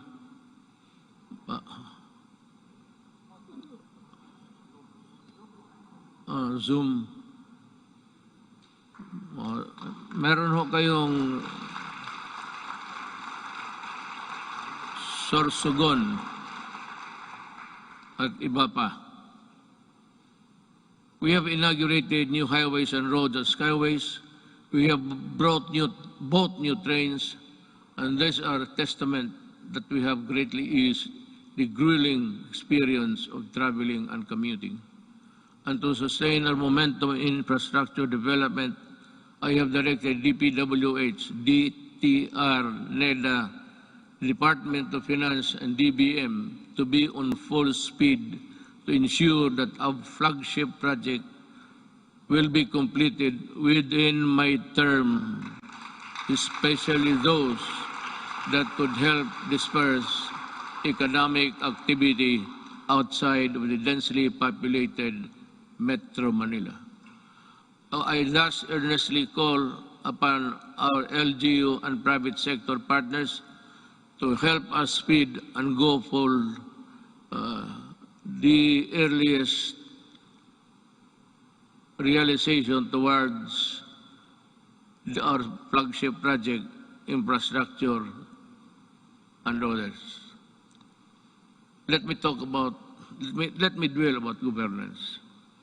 As we improve the connectivity, we work towards greater convenience for our travelers. We have extended the validity of the Philippine passport to 10 years to lessen the burden of our traveling travelers and OFWs. We have also gone beyond merely addressing the 3 million backlog of the driver's licenses in 2016. We also extended for the new cards the validity of the driver's license to 5 years, and addedly, we shall begin the issuance of these driver's licenses within 10 years, which would be good for 10 years if there is no traffic violation. So, punta ka diyon sa LTO, maybe you have a good sight. Merong ano yan eh. I think there's an examination there somewhere to test your ability to drive safely. And you go back 10 years after, and you think that you still have the good sight, and your reflexes are still good. 10 years, maraming banggaan yan. Sigurado ako. You know, after 10 years, after 5, there should be a stricter measure to issue the 10 years validity of a driver's license by imposing stringent requirements to test the essential functions of eyesight, then the hearing. Yung iba, hindi na nakakarinig ng serbato eh. And so, I have to, 10 years is too long. So I like it. It's good. But we should have, as I said, in 5 years, we should go there for a medical makeover. Tingnan lang kung kaya pa.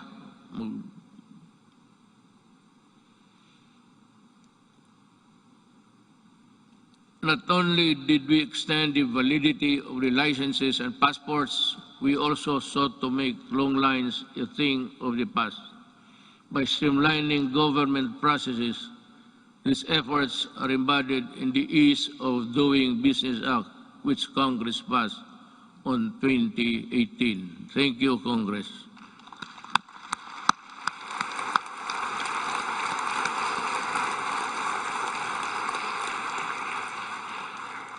Sa inyo yun. Ako ang nagpirma pala. Ako nag-execute. Pakpak rin kayo.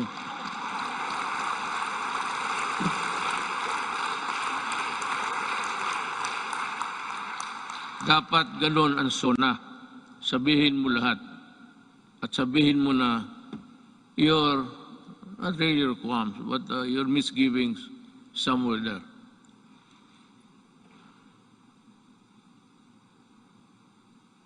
Transactions will be further streamlined with the rollout of the Philippine Identification System, or the PhilSy, to the Philippine Identification System Act. With this, we hope to facilitate the better access, better services and access for all Filipinos, even in the far-flung areas.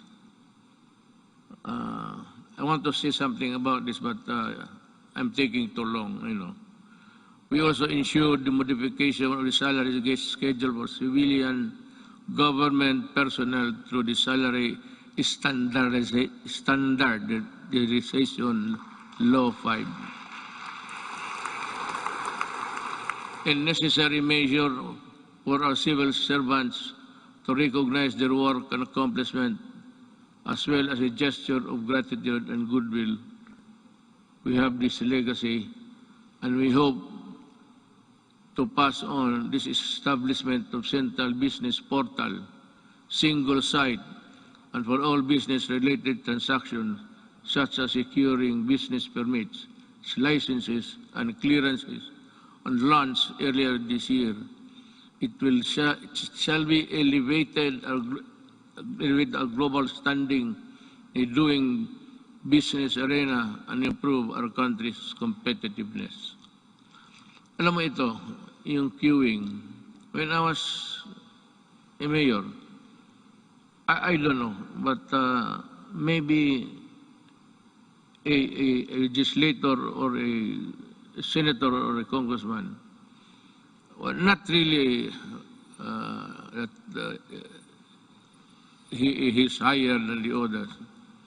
But kung dumaan ka as a local government employee worker, just like me, for 23 years, itong queuing, matagal ko na ito.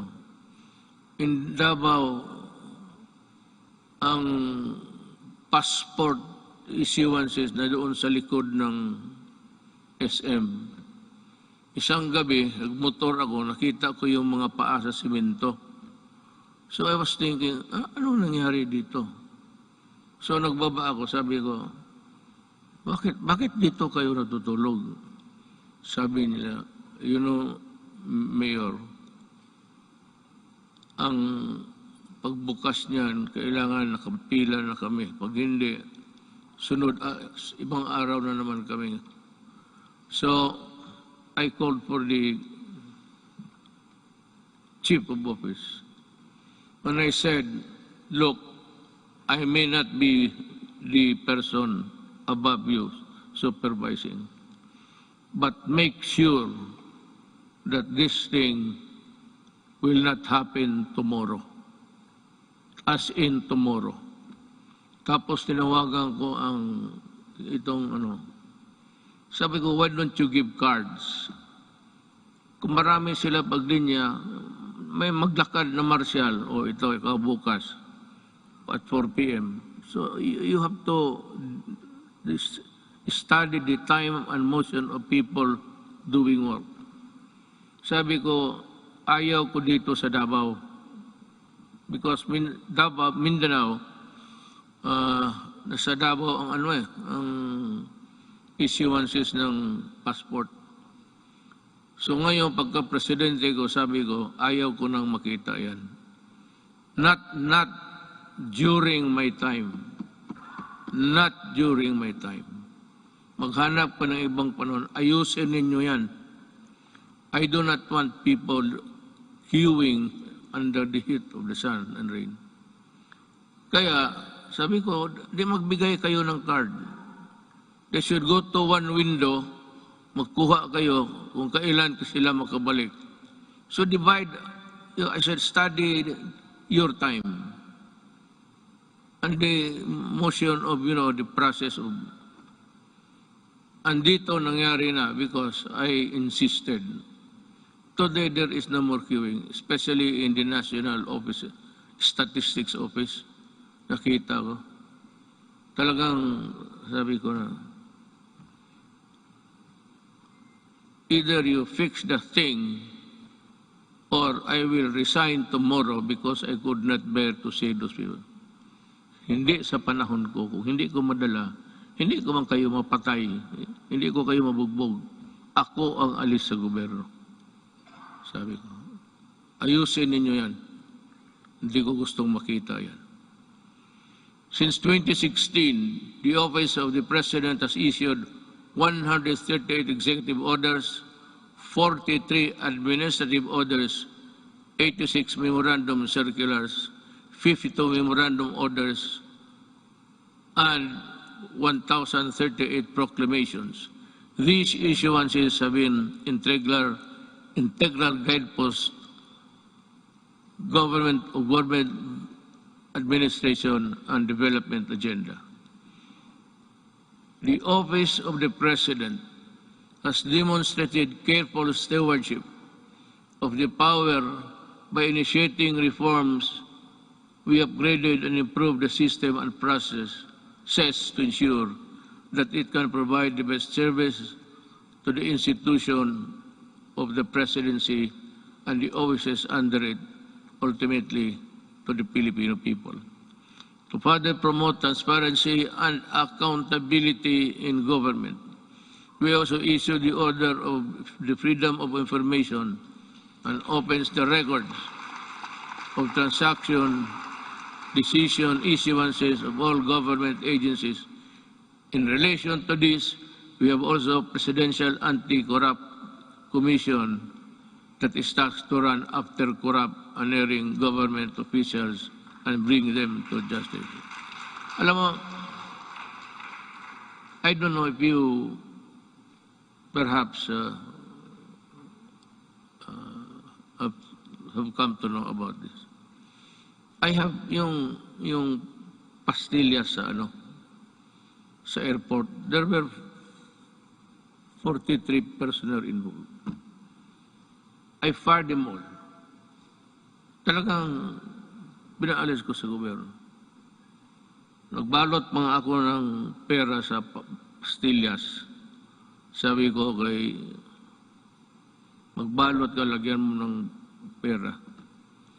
Kaya ito ang ipakain ko sa kanila. Tinawag ko, 43 of them from the immigration. Mabutit na lang nandyan si Justice Secretary Guevara. So, that prevented me from doing it because kung hindi siya dumating, and I never expected him to be there, bigyan ko isa't isa yung papel at ipakain ko talaga yung pera sa kanila. Gusto mo ng pera, kainin mo. That is the best way of...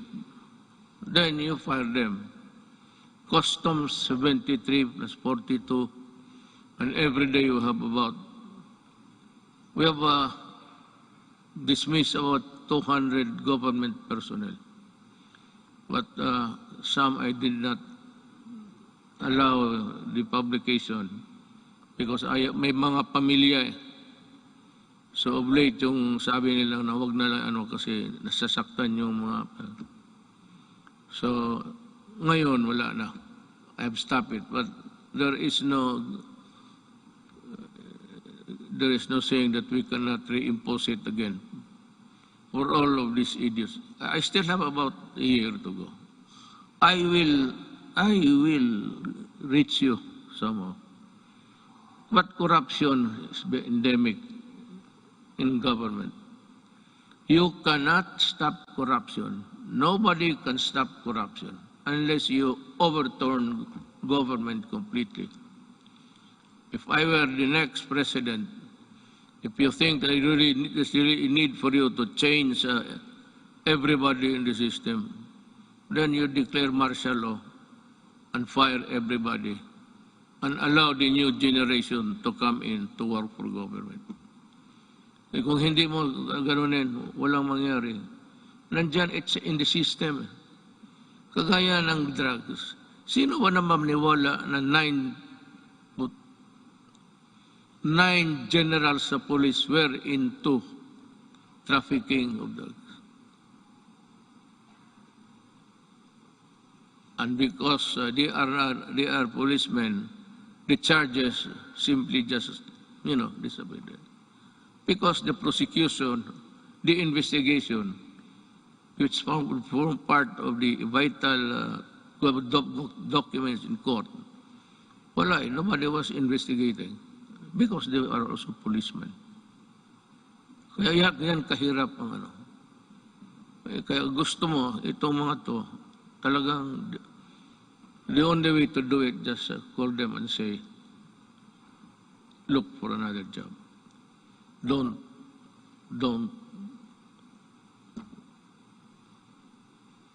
Ganun kahirap. Now, let me pursue my talk with the foreign policy of the country. In the international arena, we have vigorously pursued an independent foreign policy centered on the promotion and protection of our core national interests. Yet,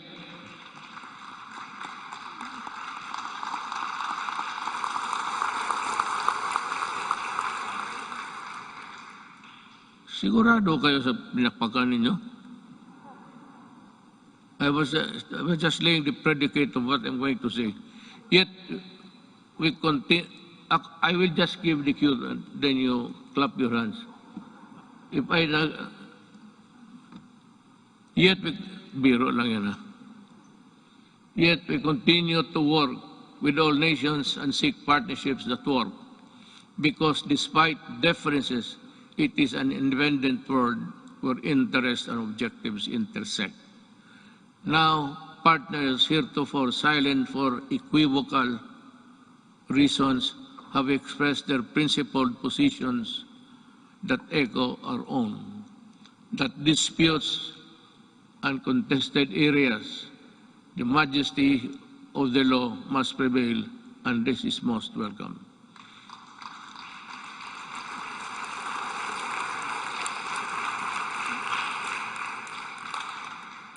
To our friends in ASEAN and around the world, thank you for supporting my government, my country and people, where it truly matters. I assure you that the Philippines will remain a responsible member of the international community.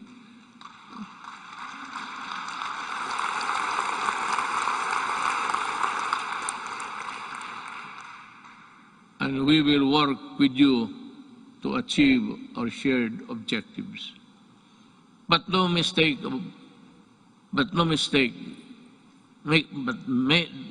mistake, rather.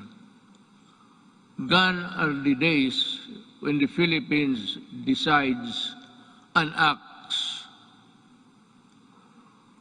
in the shadows of the great powers. We will assert what is rightfully ours and fight for what is rightfully due to the Filipino people.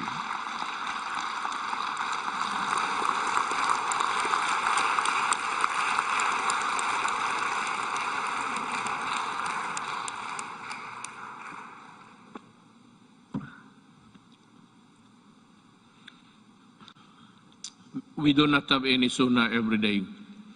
Now is as good as any other time to just let it out from puso mo.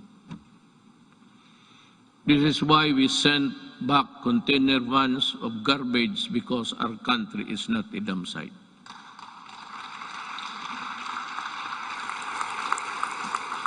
And the first country to do that, hindi ko alam kung bakit, ang Canada. And the container was there for 3 years because hindi alam ng port authorities kung anong gawain nila sa garbage. And I said, isauli mo. I want it done tomorrow. Those containers must be out of our country. Pag hindi kayong lahat, all of you in custody, I'll fire you. That is a good ground for dismissing people for accepting the garbage. Kaya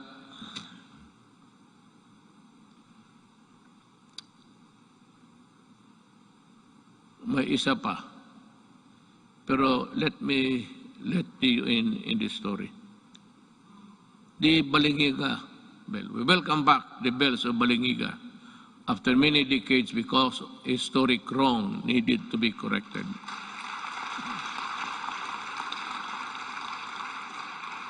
The deal was, I would say, I am in bad faith. Sigurado yan. I will admit it. But this is the real story. The Americans, former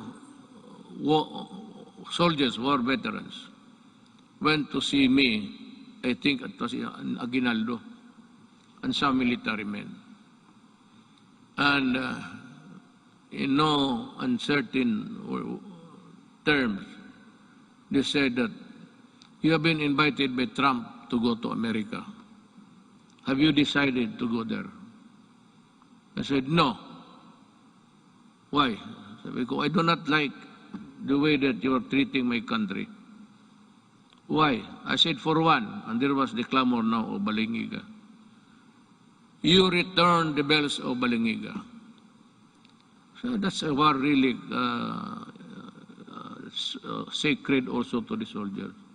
Then it is more sacred to us in addition to the religion, the Roman Catholic Filipino Church, the church.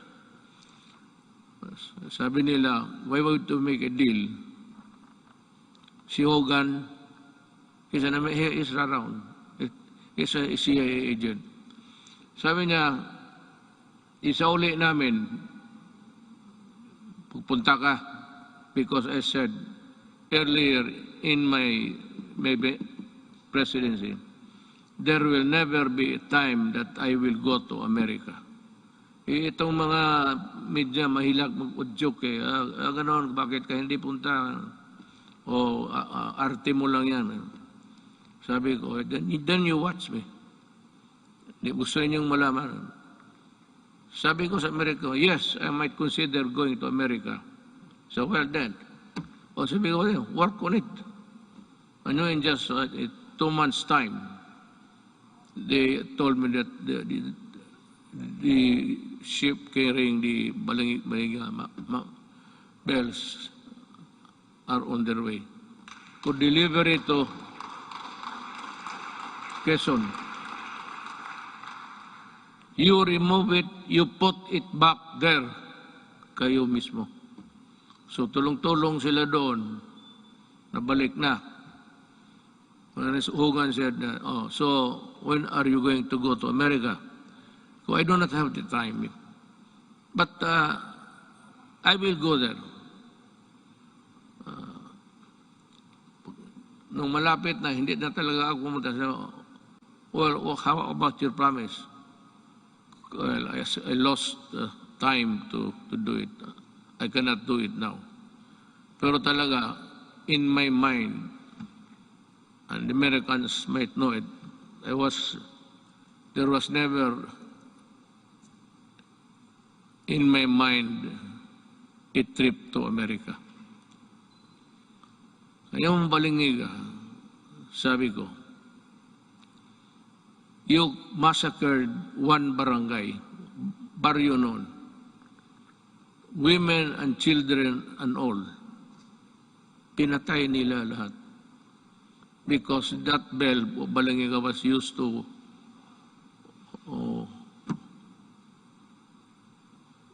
call the people for prayers, ganon.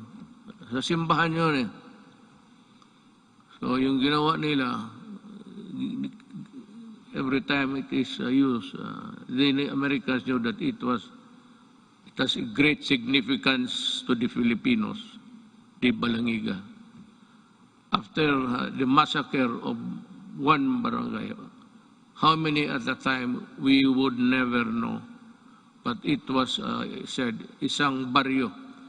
No barangay ngayon, baryo noon yan eh. Barrio is an American word. The barrio. They also call the small places in Mexico barrio. Right? The Americans borrowed it from the Spaniards, barrio. So sabi ko,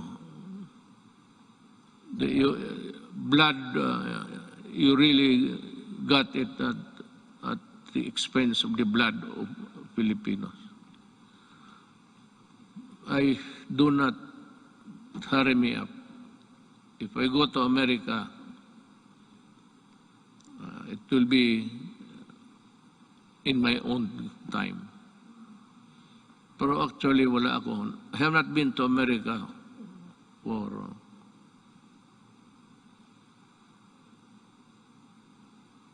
almost 10 years, 22 years. I have not visited America, and I do not have the intention of visiting it anymore. We called on the world to dismantle the heinous kafala system. Ito ring isa. Because the Filipino is no slave unto anyone, anywhere. And there is no room for modern day slavery. We helped start a new global civil rights movement for the migrant worker. And we asserted the arbitration ruling on the South China Sea clearly and in no uncertain terms, bilaterally, and the ASEAN, and finally at the United Nations General Assembly. And let me talk about that. I said in the September of last year, the arbitral award is now part of the international law and beyond compromise and beyond the reach of the passing governments to dilute, to diminish, or abandon.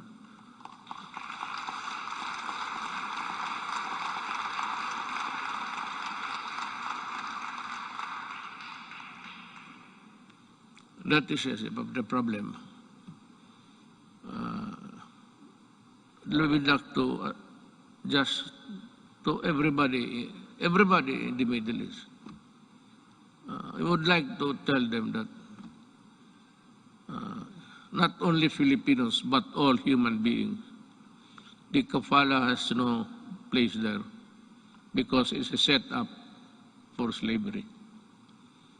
Either you correct it or we will ask our workers, Filipino workers, to go home.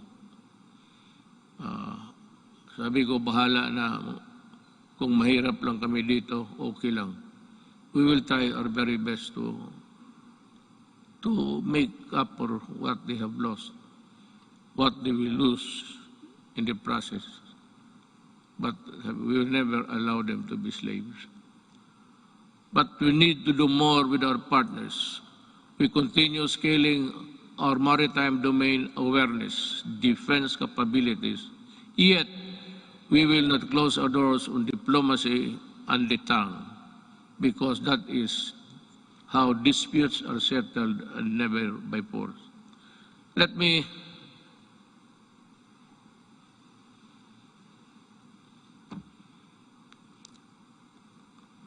alam mo,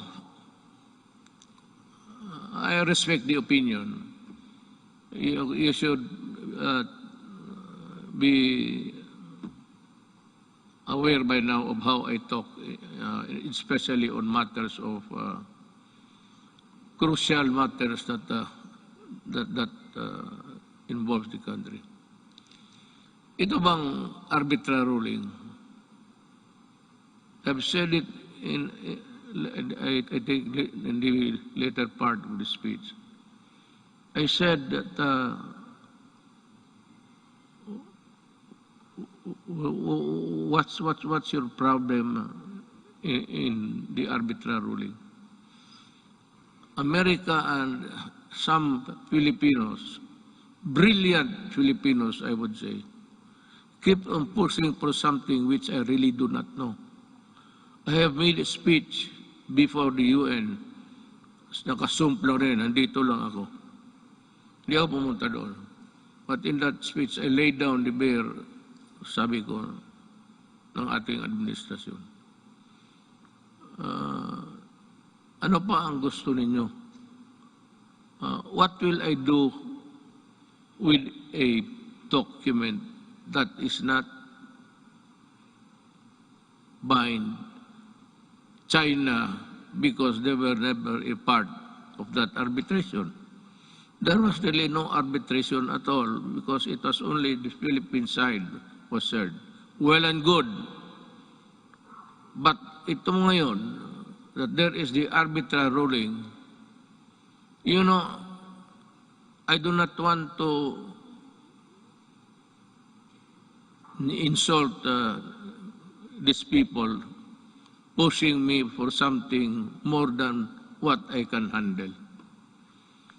At ano gusto nila makipagira? Do something. What do something? Do you want war against China? Well, I'll tell you, even on the coast beach of Palawan, before you can take off, the missile of China would be there in about 5 or 10 minutes. It would be a massacre if I go and fight a war now. We are not yet a competent and able enemy of the other side. So what I did was I was just being nice to them.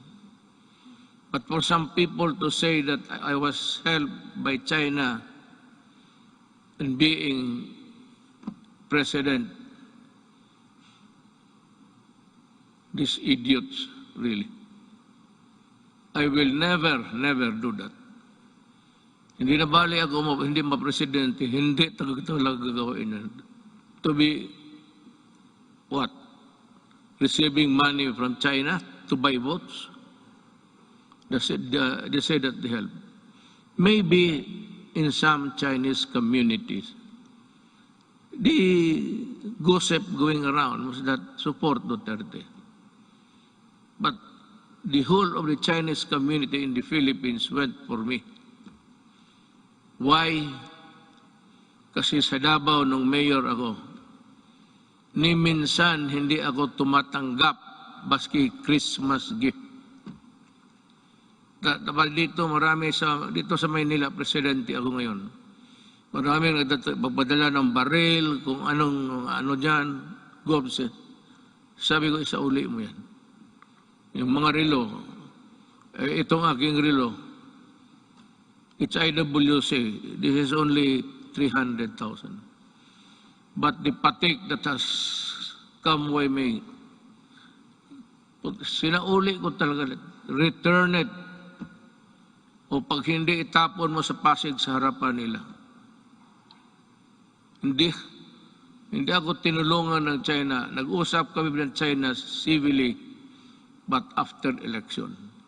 And after election, I was a good friend of presidency. Until now, when the pandemic struck, the first country I called for help was China. President Xi, sabi ko, President, we have no vaccination program here because we do not have the vaccines. We have not been able to invent one. We might have a hard time. He said, no, it's okay, we'll send you.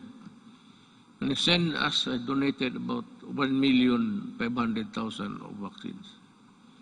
Gano'n, kaya sabi ko, ako, lalo na kami mga Bisaya, mabigat sa amin yan, for us Bisayans, yung utang na loob, mabigat talaga yan.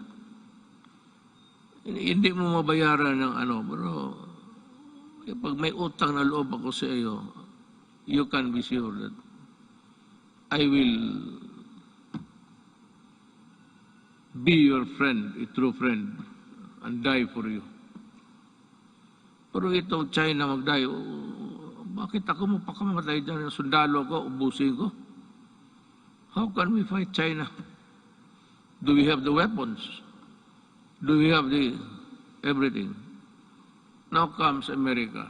They say that if the attack is against the Philippines, they will defend. But they issued a statement that America does not meddle in conflicts involving the boundaries of other nations. And if America has to go to war, he would have to go to Congress to get, American Congress to get that authority to go to war. That is why many presidents, hindi na lang, it was just not an error, a mistake, a malicious mistake. No president has ever been punished for attacking nations, getting into a fight with nothing. And if they come here, well,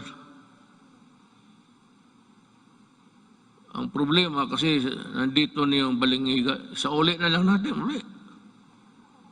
Maybe I'll just return and pag ito it's no big deal to hear to bells. Ring it until you die. Fulfilling my promise to our coconut farmers and the Filipino people, my administration has worked with Congress to pass the Coconut Farmers and Industry Trust Fund Act.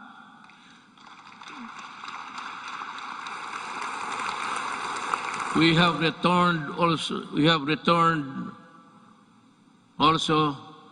the cocoa levy funds to its true and rightful owners, our coconut farmers. The fund is now worth estimated to be 75 billion, which will be utilized according to the plans and programs in the Coconut Farmers and Industry Development Plan for the direct benefit of the coconut farmers and the development of the coconut industry. In our effort to ensure that food is within reach to every Filipino family, we work for the passage of the rice tariffication law in 2019, despite pushbacks. This resulted in the stabilization of rice supply and food prices and the proceeds from the tariffs that enabled us to provide our farmers with modern machineries that increase their yield and sustaining growth agricultural production. We also fulfilled our promise to improve free irrigation. That was the first promise I made in San Miguel, Bulacan when I was campaigning. The farmers invited me to go into the farms inside San Miguel, Bulacan. And we had a sort of a meeting, and the first thing that they were complaining about was the severity of the irrigation, that they have to pay 5,000 every month, every year. So sabi ko, I will work on it. Free Irrigation Service Act of 2018 is the product that now lowers the cost of agricultural production, especially for poor farmers. We also work to ensure that households have adequate supply of clean water, potable and affordable water. It's more than a commodity. It is vital. It is a vital public good.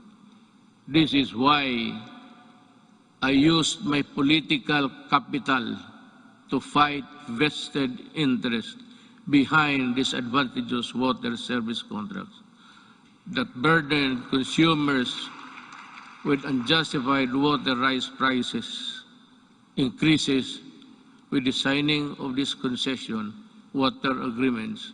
Concessioners, consumers will be protected at least until 2037. Ganito yan eh. There is this concessionaire, dalawa. Ayoko na lang I will not mention names. Pero this is really what happened. Ang dalawang concessionaires, one in the south and the other one is north.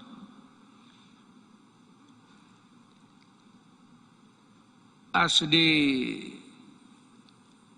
rich cartel dito sa Southeast Asia, ang kinakapture nila ang electricity pati tubig. Dito sa tubig, in this contract with water concessionaires, we made so many concessions that really, sabi ko, if you look at the contract and look at the anti-graft law, talagang it's all anti-graft. All of the sentences, even the period, and question mark there. Bakit? Sila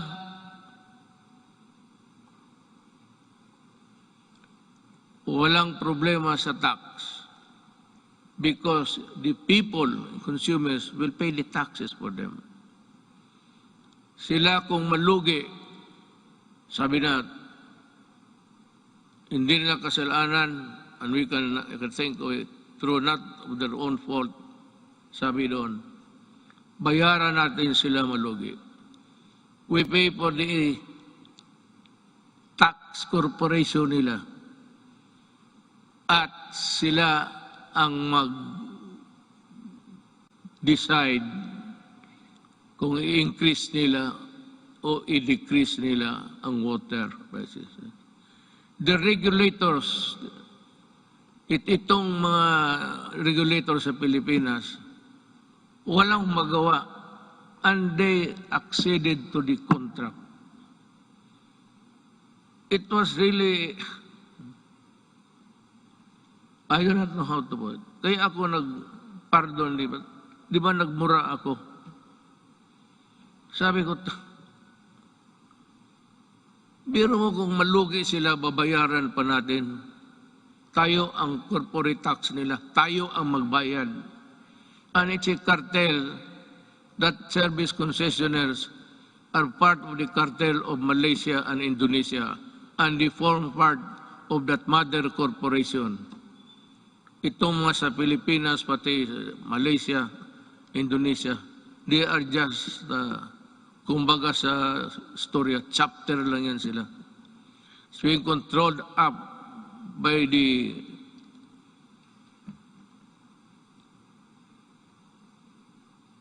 kasabi ko, wala ito. I told them, I told Dominguez, tell them that I am no longer honoring the contract. Meron pa doon, payment of itong tax, water treatment plant to be constructed in the Harrison Plaza site. Yun ang pinirmahan natin. So 1997 up to the present, or up to the month that I blew my top, nagbabayad, ewan ko kung ngayon nagbabayad, there's a, sa water bills ninyo for enhancement of quality water. Ang ibig sabihin, water treatment. And they were collecting since 1997. So until now, how much of the Filipinos' money are with them for nothing, not even for a song? Kaya ako, if there is something, hindi naman proud, but if there is something someday that my children will say, what have you done for my country? Sabihin ko, sila. Talagang inupakan ko sila. Sabi ko, ayaw ninyo? You do not want it? Well, okay. I will just confiscate your system and call the military to operate it. I will exercise the eminent domain and expropriate all of your assets here. Kasi gagawin ko.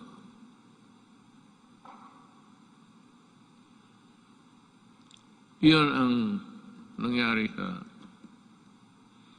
So that sinabi ko sa military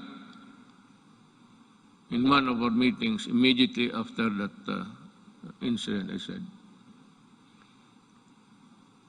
if I do not make it to the finish line, look kindly at the Filipino at tanungin ninyo kung ano na ang nangyari sa kanila. Yang tubig na yan. Now there is a new contract.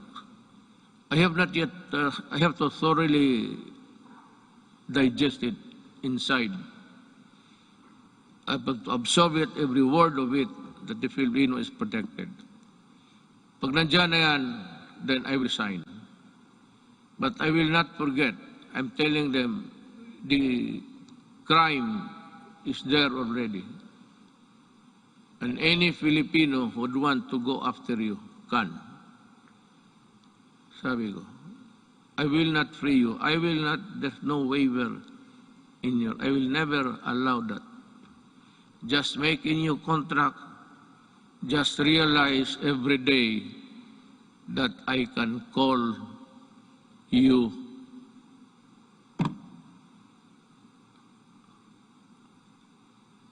itong frequency ng ABS-CBN. Yan ang pinaka-ideal kasi, you know, frequency is everywhere. But there is a spot, kung sa Gulf is a soft spot, na maganda yung... Wala akong problema sa ABS-CBN. They got my money, I'm not worried. They wanted to return it when the case blew up, but they printed all the garbage, including my daughter as a drug trafficker. Nilamon ko na lang lahat yun because I never wanted to appear vindictive. But itong they are cheating government by the billions in taxes. And they still want that frequency because yan ang pinapag-awayan. No. I will give it to a Filipino na gustong magawa ng tamang unpay. Because isa ABS-CBN, yung even their equipments were imported tax-free. Kaya talaga ako hindi magpapayag. They still owe government billions. In the contract dyan sa nakalagay doon 4 hectares. So ang binabayaran nila 4 hectares sa property tax. Suppose occupying 40 hectares. That complex there. Pero ginamit nila na papel yung 4 hectares. Yun lang ang binabayaran nila. Kung hindi ba naman... Kaya ko sila inaway. Well, our micro, small, and medium enterprises, or MSMEs, constitute 99.6% of our country's businesses and are vital to economic activity, job creation, and poverty reduction. Iparamdam natin ang ating malasakit sa maliliit na negosyante sa pamamagitan ng Pondo sa Pagbago at Pag-asenso program since 2017. Meron na tayo nyo. We have the program. The program has provided over 219,000 underprivileged microeconomic entrepreneurs with an alternative to the exploitive lending 5-6. Yan ang nakaano sa... You know what? Maybe I have to go to, if need be, I have to go to India. Yung 5-6 nila ng Turko, tinatawag ng Turko, kung maghiram ka sa kanila ng 10,000, pahiramin kanyang, hindi pera 10,000, 7,000 lang.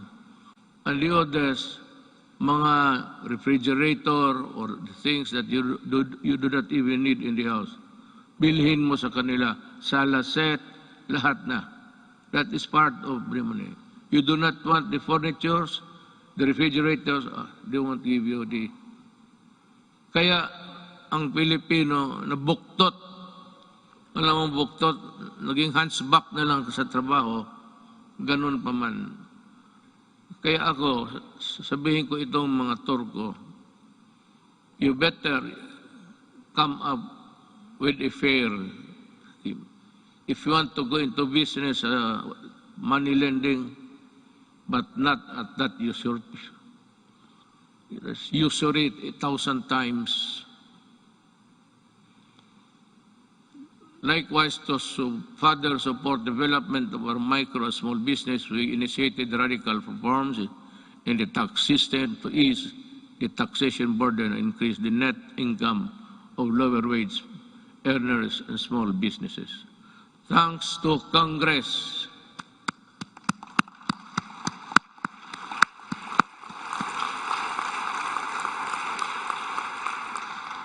Yan, hindi pa ninyo alam ha. Sabi ko lang, thanks to Congress and our revenue-generating agencies, our tax reform sustained our economic growth from the third quarter of 2016 to the fourth quarter of 2019, which made the Philippines one of the fastest-growing economies in Asia until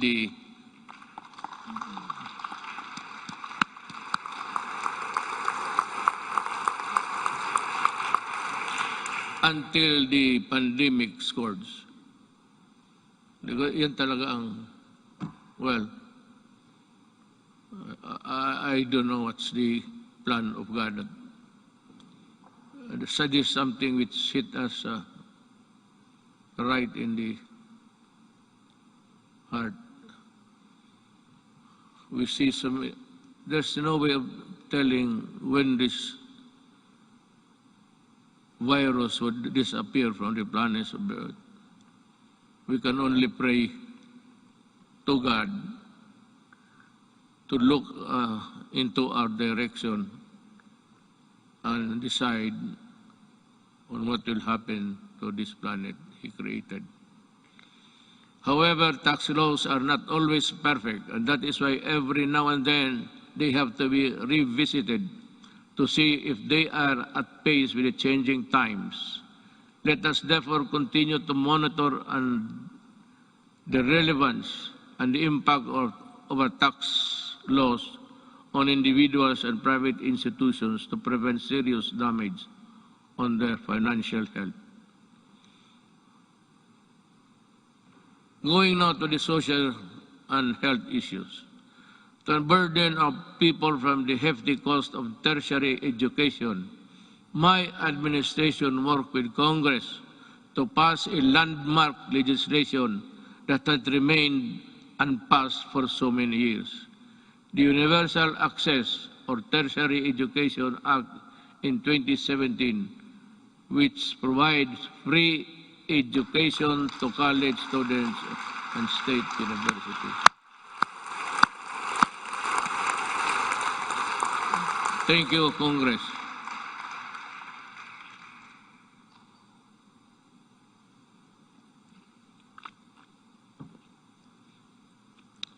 We also passed the Universal Health Care Act in 2019. And to supplement this, I also signed into law the Malasakit Centers Act in 2019.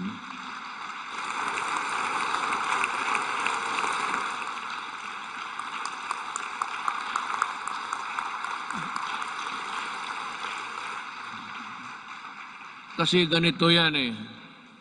Pag ang pobreng Pilipino na sa ospital, magpunta pa siya doon sa kung saan makahingi ng tulong.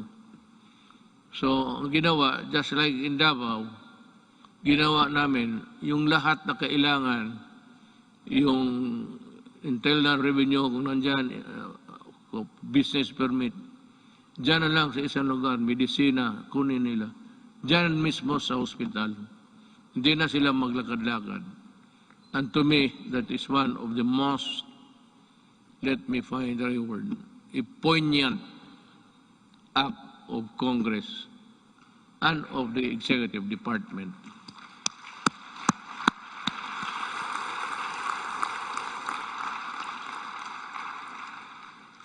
Legislation which was sponsored by Senator Bongo.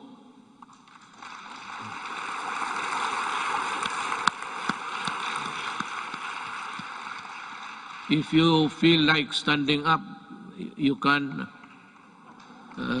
Senator.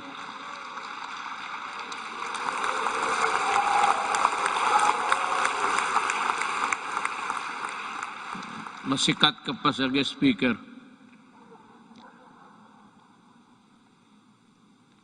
Unburden our peoples with the tedious process of going to various agencies and offices in order to avail assistance from government. I am pleased to report that we have already established 130 malasakit centers across the country. That has already helped millions of Filipinos in their hospitalization needs. By establishing malasakit centers all over the country, we have actually leveled the playing field and provide our less fortunate countrymen the medical care they deserve. We will be establishing more. God willing, if we are still around. Sa pagtatag ng malasakit center, hindi po kailangan lumapit at humingi ng tulong sa iba't ibang ahensya ng gobyerno. Ang gobyerno na ang lumalapit sa tao.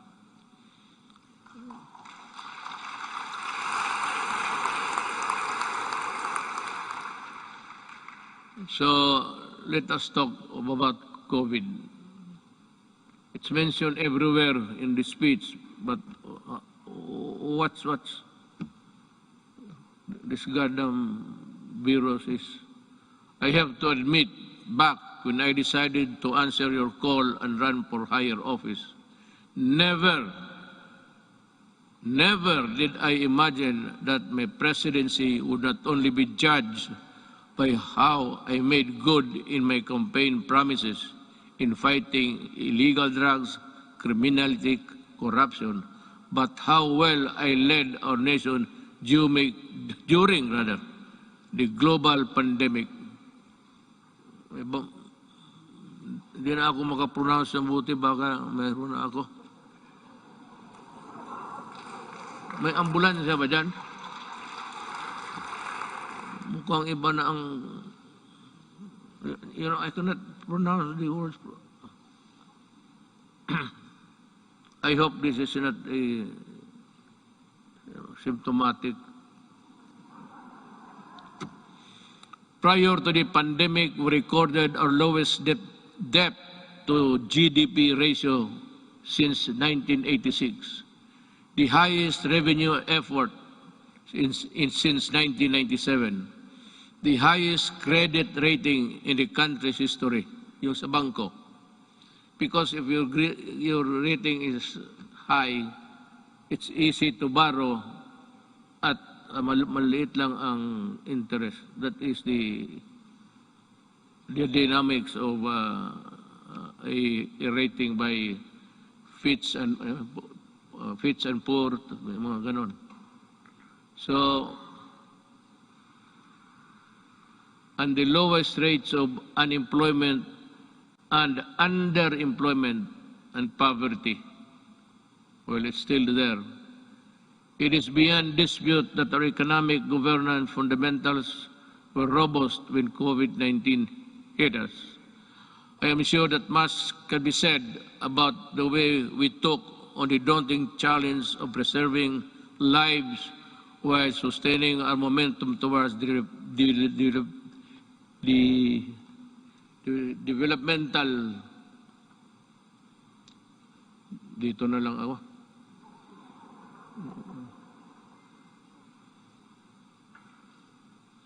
goals. Naturally, we prioritize saving lives. Buhay muna bago ang lahat. Ibig sabihin, inuna natin yung gastos, yung pera natin sa pandemic. Kinuha ng lahat ng mga budget. Si Dominguez yan. Yun ang ginamit ninyo sa Bayanihan 1 and 2. Doon natin kinuha yung pera. We move quickly to safeguard the well-being of every Filipino through preventive and responsive health and safety measures and broad inclusive social amelioration programs, or SAP.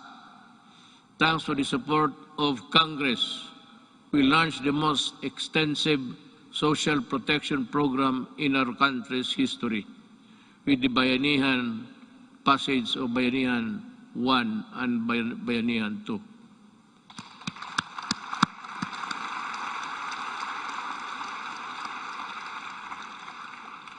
Indeed, our national health system and the resilience which were tested to the health, countless lessons we learned and continuously improvements put in place. Kahit anong crisis ay kaya malampasan kung tunay na may malasakit at bayanihan. I agree. At the early stages of the pandemic, our testing capacity was very limited. Recognizing the importance of conducting more tests to ensure early detection and timely isolation of confirmed COVID-19 cases, we ramped up our testing capacity. We now have more than 260 accredited laboratories nationwide, which is still capable of conducting at least 50,000 tests daily. All regions now can conduct their own COVID-19 tests. To take care of mild and asymptomatic cases, we established over 9,000 temporary treatment and monitoring facilities across the country, with a total bed capacity of more than 140,000, together with the local government and the private sector. We quickly established mega quarantine facilities that could accommodate more cases. Modular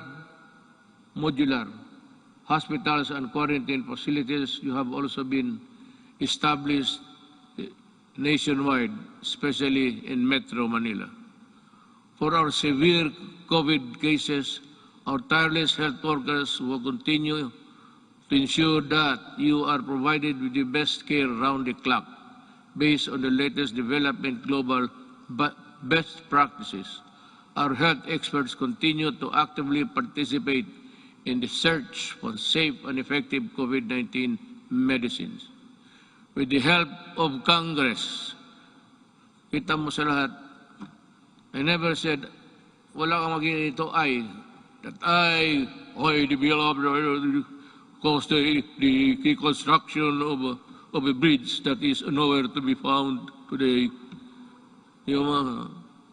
Ako sa inyo talaga, with the help of Congress, we passed 13 measures that establish the new and improve the capacity of existing hospitals around the country to provide quality care and services. Our people, especially amid the ongoing pandemic-19. This includes establishing new medical facilities in Mandaluyong City, Bacolod, and Davao Occidental, increasing bed capacities to existing health facilities. In Quezon City, Ilocos Sur, La Union, and Palawan, the upgrading of health facilities in that area to include Leyte. Currently, we have received over 30 million doses of COVID-19 vaccines. We expect to at least receive 36 million vaccines this month, and in August, we have inoculated more than 7 million Filipinos which have received the first dose, at least 17 million. Well, I think the landscape, the health landscape of the country continues to improve as we, with the continuous approval of COVID-19 vaccines, we are ready to boost further our daily vaccination rate. And I also encourage our local government units to hasten their rollout and strengthen their inoculation program. San Juan City, for one, have vaccinated 70% of their population in a month's time. Saludo ako sa inyo at kay Mayor Zamora. We cannot continue living in the shadow of this potent enemy, especially now that science and medicine has proven that it is possible to live, if not entirely defeat this virus. The health and safety protocols we put in place have proven effective in slowing down the spread of virus. But the best solution is still vaccination. Am I to mataas na ba? Kasi kung mataas na, putulin na lang ninyo itong gumagalaw dito para sabihin ko, wala naman akong mabasa. Pag matagal na, those who want to go home, raise your right hands.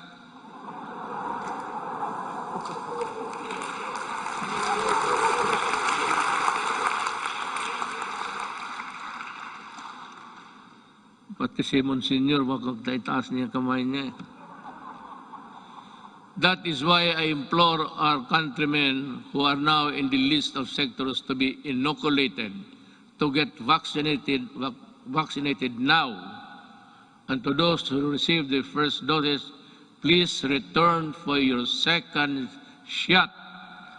I also ask for patience for those who are next in line to receive vaccine. More and more COVID-19 vaccines are arriving each week, and you will soon have your turn. Corollary to this, it is high time that clear and precise uniform protocol and guidelines are issued in anticipation of the vaccination of more Filipinos and the steady reopening of our society. Pagpasensya ninyo ako, I beg your kind indulgence. But I have to talk about something which would affect us all. It seems that this government is too far away from the people. Yung serbisyo talaga na totoo. Nung isang araw nakita ko, I don't have to know what place was that. Ang mga tao nakapila. And they say that they were there at 4 o'clock. Lumalakas yung ulan, sa payong lang sila.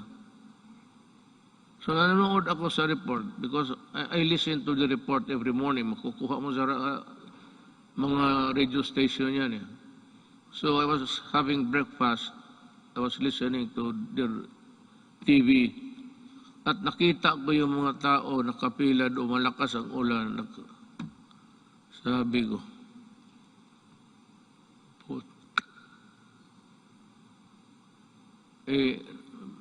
doon sa breakfast table, nagmura ako.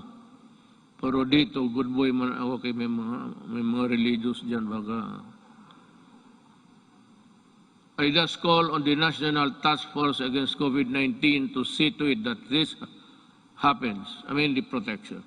We have spent enormous amounts of resources to build our capacities to overcome this pandemic. We cannot afford more lockdowns, lest our economy bleeds to the point of irreversible damage. Balitan ko, bakit mo papilahin? At sabi kasi doon, libre lahat na, wala nang So nagpuntahan yung mga tao, nagpila, kasi wala nang lista-lista. Pero sabi nung ito, alas 4 pa sila.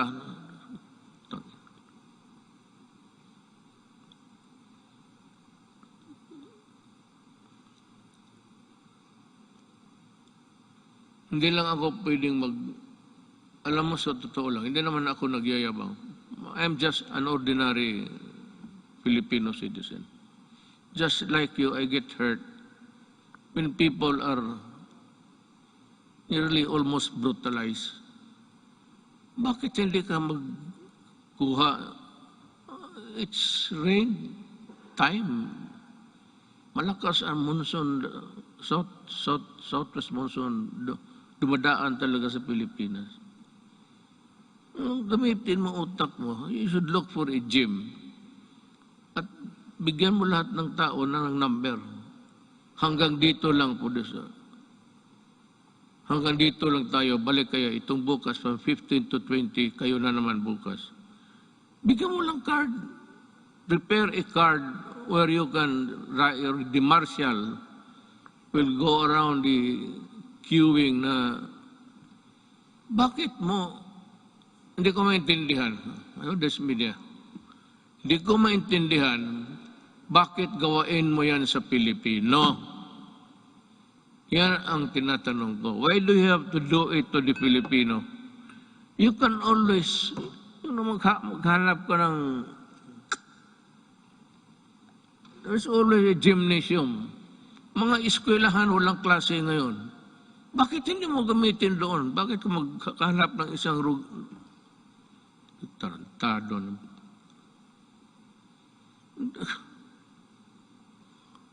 Kaya lang ako, well, it is to my chagrin, because gusto kong lumabas. Itong PSG lang na ito ang, sabihin ko sa inyo, huwag kayong magpresidente. Wala talagang, sabihin ko, maliit ang sweldo. Wala ka.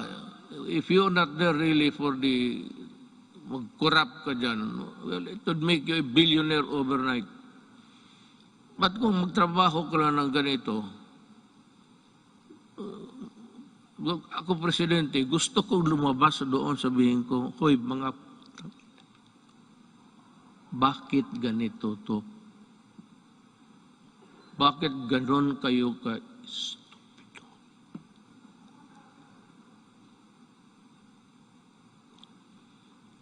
The Filipino does not deserve it. Even if they are not paying taxes. Because the theory of government is that all money belongs to the people. And the money is there. It belongs to all of us. And it should be used for public good. But what is the use of public good if you are not good and stupid? So, ganun ang mangyayari sa Pilipino. I'm just letting off my... Kasi kung hindi lang talaga bawal, itong PSG, hindi ako pinapalabas. Magsabi ko, magpunta ako na, sir, hindi pwede yan, hindi pwede. Kulong talaga ako. Magpresidente ka, totoo lang, you are a prisoner. We are brought here, kunwari ka pa, di chopper ka, di gwardya, patos uwi ka doon sa bahay mo. Tapos hindi ka na makalabas. Priso ka talaga. Tawagin mo yung security, yung gusto kong pumunta, sir, pasensya na. Tapos pagalitan mo, sabihin mo, sir, ang authority namin does not come from you. It comes from a law. So, kami ang masunod. Talaga, sige ka pirma, bunch of papers, you read it hanggang umaga, trabaho ka. Sweldo mo, ganun lang. Just give me 219,000. Tapos ganun ang trabaho. Mag-isa ko. Butit ngayon, kaya nandito yung asawa ko at dito yung anak ko. Nabubuhay yung loob ko, mag-uwi ako sa bahay ngayon. Looking forward. Today is my last State of the Nation address. But this is by no means my swan song. I shall never cease to implore Congress to pass vital and critical legislation as well as to push the entire government to ensure nothing less than the full recovery and revitalization of our country. But to do this, it is necessary for us to first overcome the crippling fear, anxiety, and uncertainty that was caused by the threat of the COVID-19 virus. Well, I really do not know what to do. I have to listen to the task force. This is a group of people volunteering to be a collective advisor that would give you the advice collectively, we put it that way, na sila ang magsabi. And we're just waiting for the word. I am referring to COVID-D, Delta.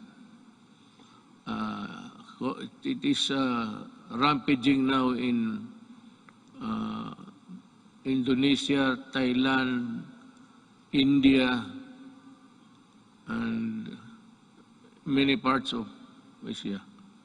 And ang sabi doon sa the Western medicine says that it is far more aggressive and far more dangerous, and it can cause death easily than the COVID-19 original. So this is as good as any other time to say it. If says that it is really dangerous, you have to go back to lockdown. If there are many people in other parts of the world killing as many than Delta, if ever it will spread, we have it here now. I hope it will not go any further. But if something wrong happens, I'll have to be strict. And I have now my word that there will be, just like what happened in the early days. Kung ganon ang COVID-D, saan tayo pupunta? And if it requires a new vaccine, we do not have it yet.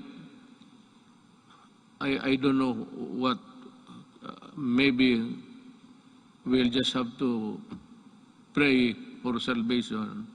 Sabihin natin, Diyos, we have done everything, but this time we are really put hard on these things that happen. Rest assured, we will exert every effort to ensure the lost livelihood of our affected countrymen. I have recently signed an executive order creating a task force that will shepherd the country's national recovery employment recovery strategy.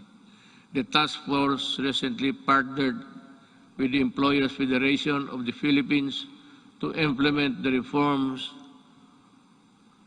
Rebound and Recover program that aims to vaccinate qualified workers to fill in more than 1 million jobs.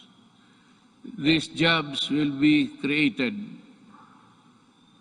by business association in the fields of construction, information, technology, POP, and electronic to our business association. Thank you for joining in our effort to bring back lost income opportunities for our workforce. Another important component of our employment recovery strategy is the retooling of our workers to prepare them to better job opportunities. Since the start of the community quarantine, over 1.5 million availed of the TESDA's free online training program. I am directing the National Employment Recovery Strategy Task Force, particularly TESDA, to ensure the upskilling of our workers and increase their employability. I expect the task force to work double time, not only to recoup job losses, but more importantly, to rehabilitate the economy and help our hardest hit sectors. Through COVID-19 assistance, to start enterprises or CARES program, we released 988 million pesos worth of loans to over 14,000 enterprises. Bayanihan 1 and Bayanihan 2 released 2.9 billion pesos worth of loans to over 12,000 enterprises, including our displaced OFW enterprises in the tourism sector, to help them start or sustain their business amid the pandemic.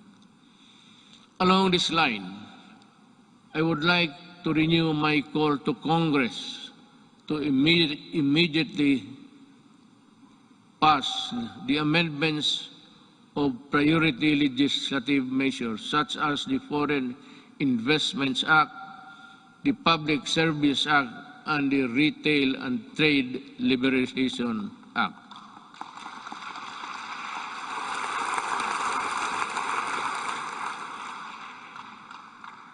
Your applause went well ahead of its realization.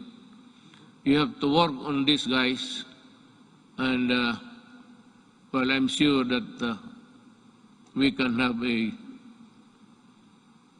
respite of this contagion in your own little way. Finally, I would like to reiterate my call for Congress again to pass legislation to establish a single agency that shall focus on and respond quickly to the needs and concerns of our OFWs. I pray that our next leaders and our future generations will not squander our natural resources and fight for integrity of our environment in a manner fiercer and more effective than my administration had ever done. The pandemic has taken so much from us as a nation,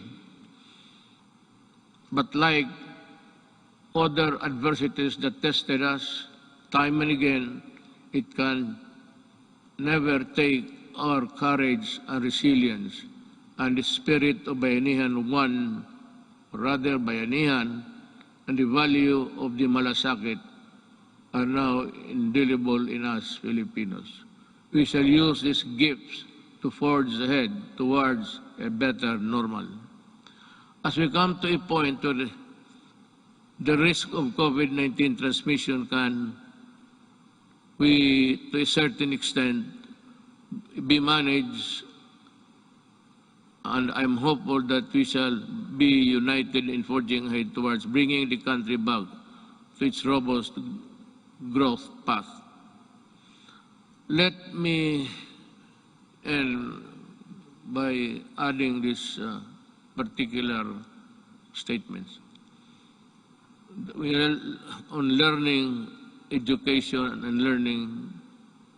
Despite our inability to conduct face-to-face classes during this pandemic, we remain determined to deliver quality and accessible education to all. Creation of the basic educational learning plan. Community plan enabled uninterrupted learning to students in the basic sector while ensuring the teachers' health and safety and well-being. While the pandemic has demonstrated readiness, resourcefulness, and capability of government to serve the Filipino people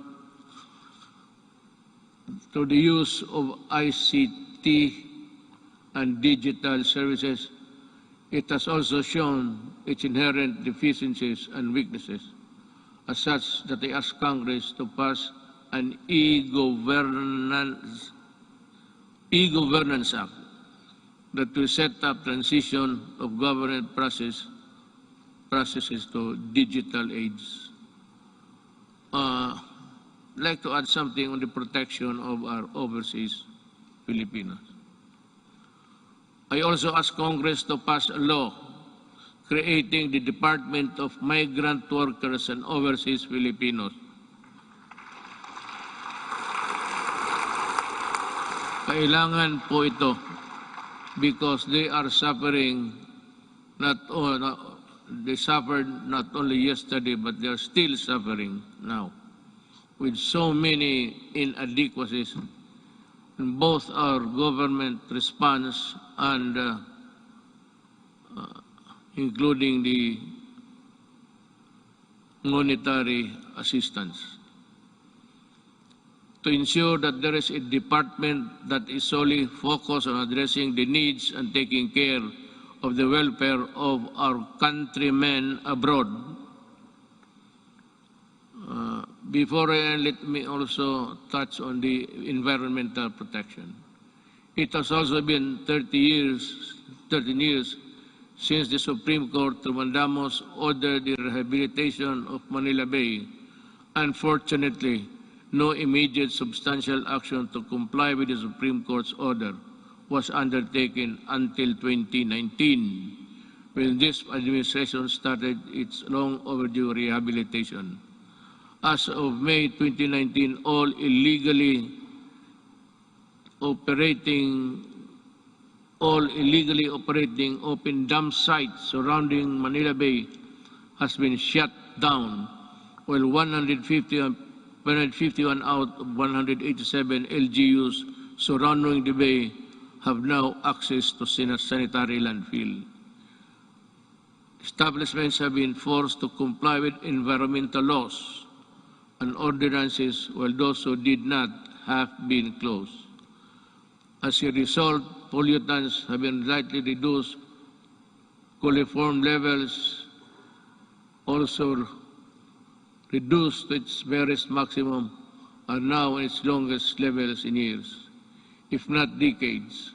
I urge DDNR to sustain the efforts to continue working with our LGUs to restore Manila Bay to its former glory.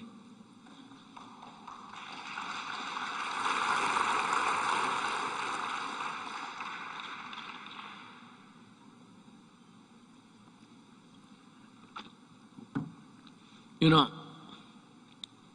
just one little thing before we end. Yung pag-ano sa Manila Bay,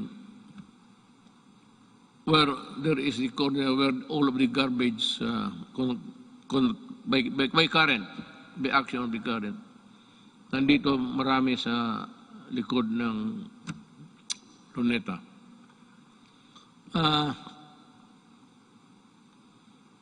Ginawa natin yan at nilagay tayo itong yung puting basto na which is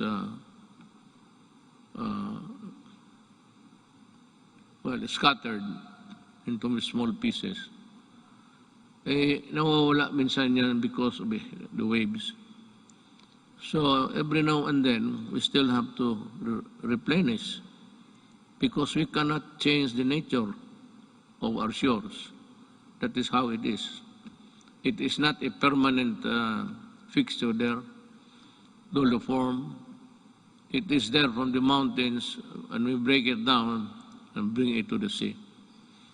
But that would occupy that place, irrespective of there is a high tide or low tide.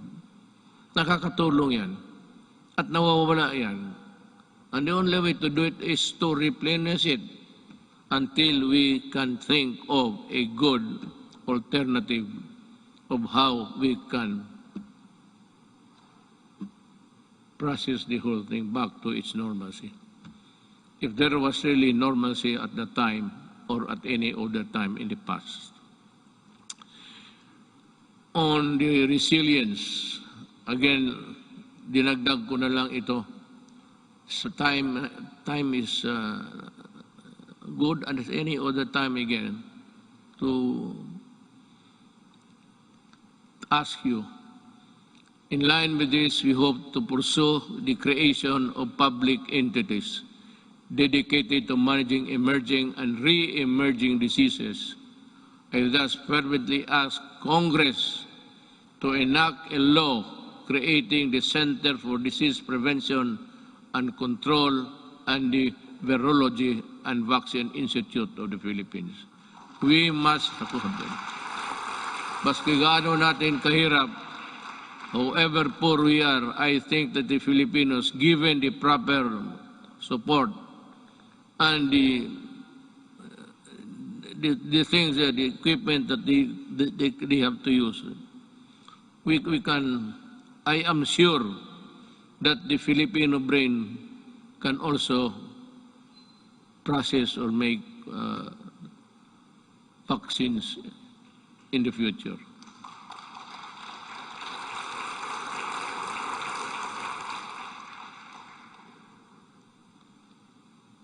Tapos na po yan, ma'am. I ask Congress to pass the Disaster Resilience Act that will create the Department of Disaster Resilience. Let us also, pagkatapos ito, ma'am, ikaw yung unang tao na mag-congratulate sa akin, ha? Kaya ako nagka-utal-utal dito dahil sa iyo. Let us also pass the law implementing the Fire Protection Modernization Program to bolster the readiness of our firefighters and ensure their ability to respond to fires and disasters. Related to this, importante ang trabaho ng bombero, maniwala kayo. They must also be there during a disaster happening. Let us also push for the mandatory establishment of education centers in every city, province, and municipality throughout the country, which are providing the basic needs and assistance to all evacuees during times of emergency. Now, there is now the conclusion. Yes, ay, salamat. Pochang Duterte to. The lights go out for this administration 11 months from now. The work that we started and expected to finish within constitutional time frame of 6 years has been told. Much was so far, but we need not despair. Desperation is a feeling alien to the resilient Filipino. A peaceful and prosperous Philippines is no longer a distant dream, but one that is within our grasp. If our future Filipinos would also do it. If they would continue and would seize the opportunity to work together. Malaki ang papasalamat ng mga kababayan natin, lalo na silang sinasabi na mas panatag ang loob nila ngayon. Hindi na nababahala ang mga magulang na lumalabas ang mga anak nila naglalakad sa gabi.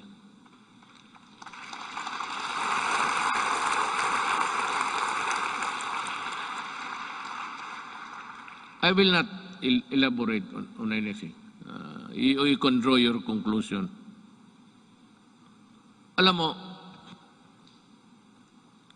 when the Filipino, a father, a mother, or a child, naglalakad sa gabi,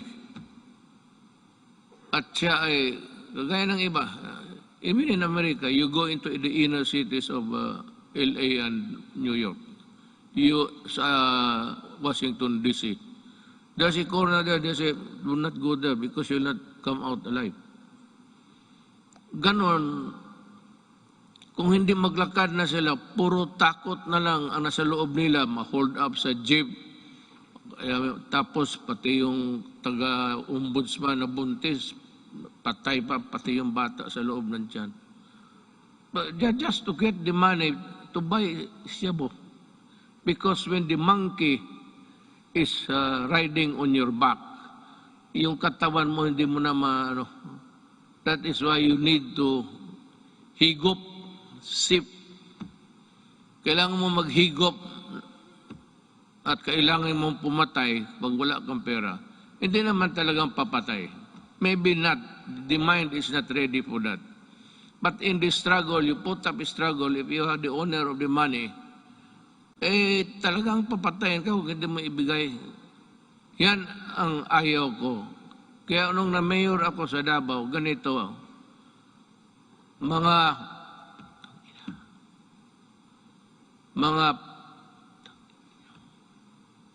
umalis kayo sa daan. Yung daan, yung public transportation is for public good.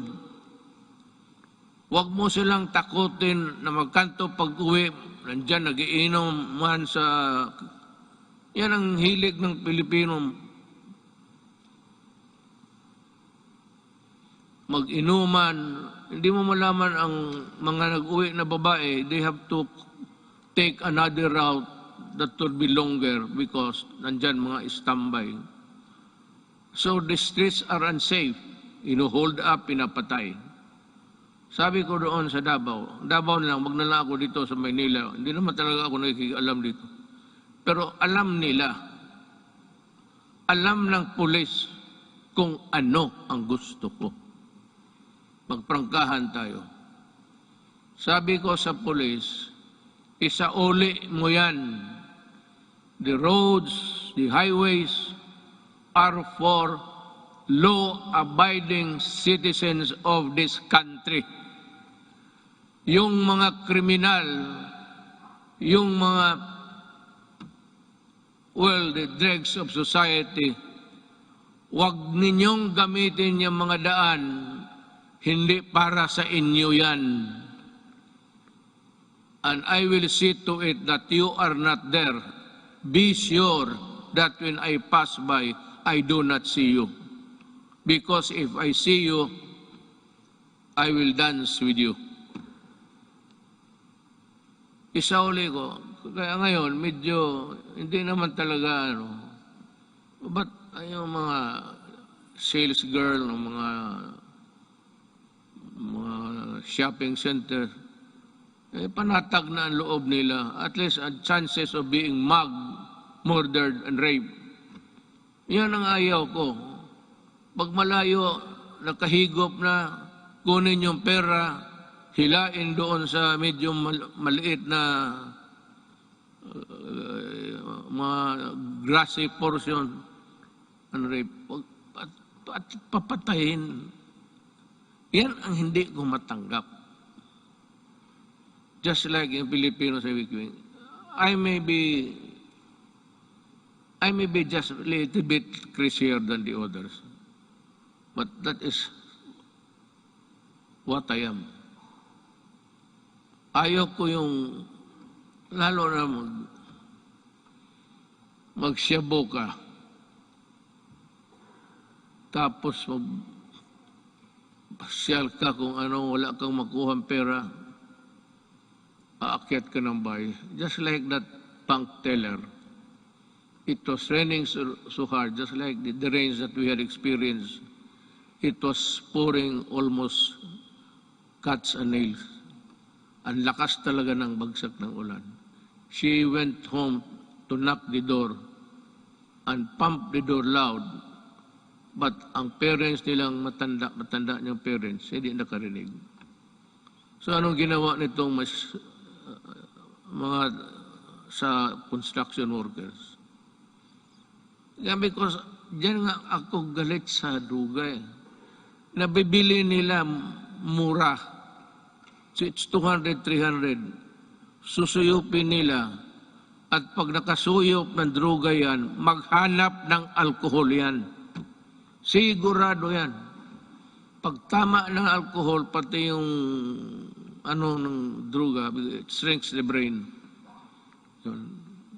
Yung babae, she was just picked up and brought to the construction site near the house. Tapos ni-rape doon, pinatay, sinunog pa. Oh, yan ang hindi ko talaga maintindihan. I cannot recall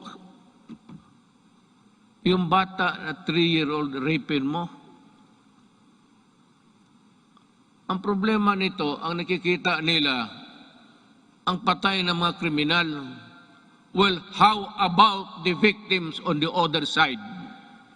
Bakit hindi ninyo tignan and see what these criminals have done to our children, to our wives and daughters? May listahan kayo. Ang listahan ninyo doon sa namatay, hindi ba kayo maligaya niya, wala ng kriminal? Pero pag tinre mo dito, ilan ang patay na inosente, pati pulis ko at sundalo na mamatay dyan. Baka akala ninyo kriminal lang.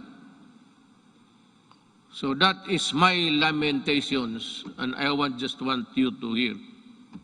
In my 5 years in office, we made real change in governance to the reforms we pursued. However, for this governance,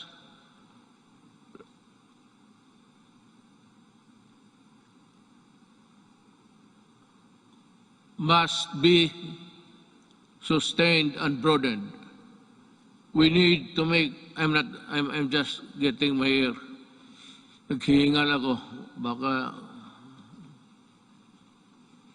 Baka dito ako mamatay pagka-presidente.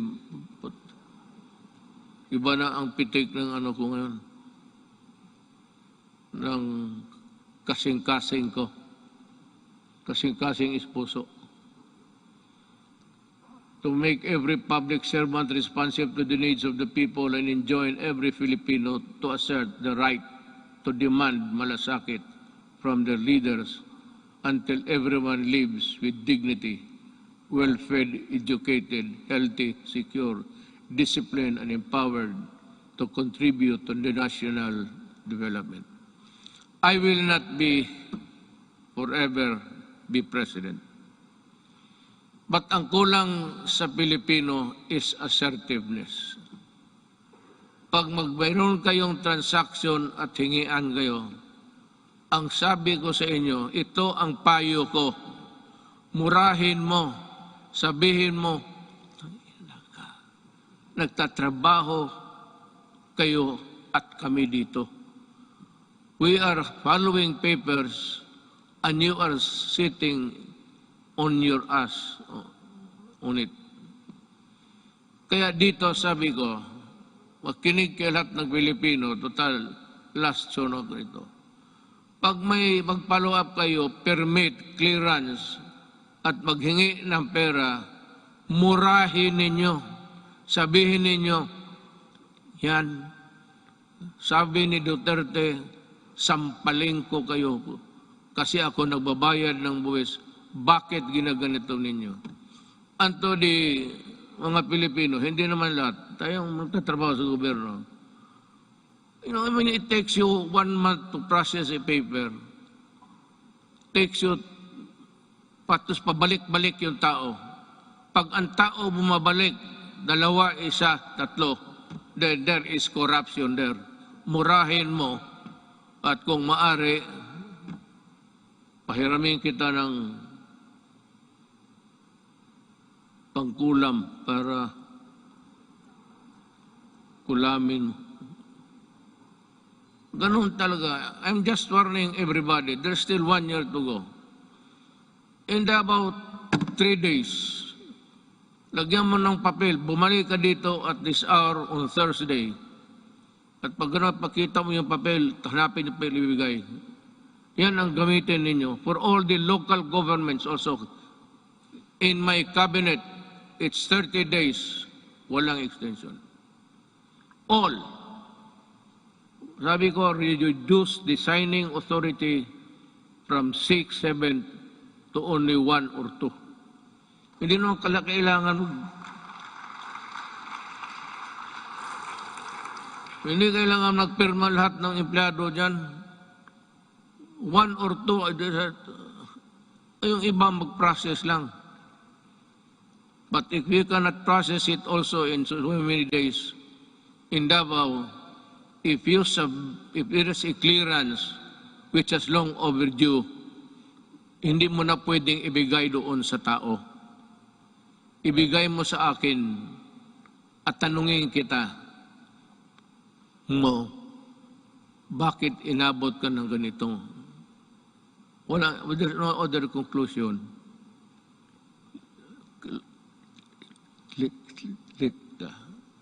Corruption.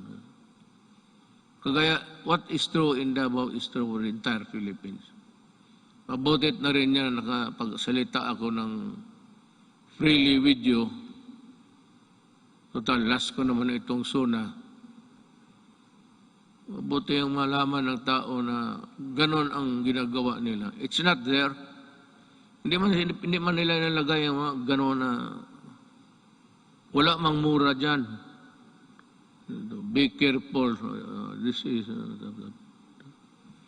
We need to fight and subdue narrow vested interests and ensure that our gains will benefit to the greater number of Filipinos, especially those who have the least in life. We have laid down the groundwork and are continuing to push for landmark reforms and key accomplishments to the last day of my term. I have full confidence that the Filipino spirit, pati ako nagmamadali na, naiihi na kanina pa eh.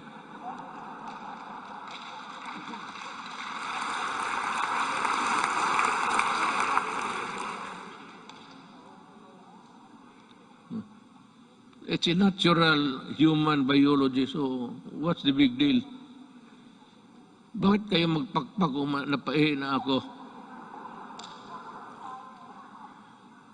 Sa bagay, alam ko rin, nahiya kayo magtindig. Puno ang pila nito pagdating sa CR maya. I have full confidence that the Filipino spirit will persevere and triumph together. And together, let us rise as a nation. Thank you.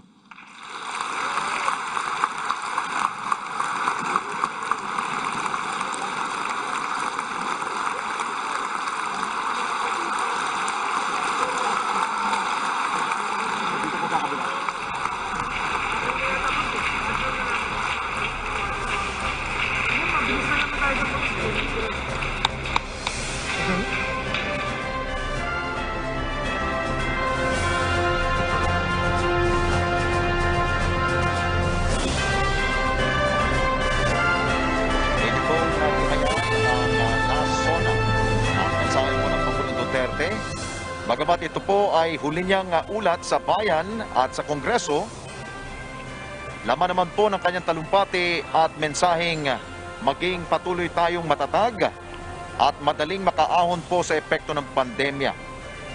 Courage and resiliency must remain in all Filipinos.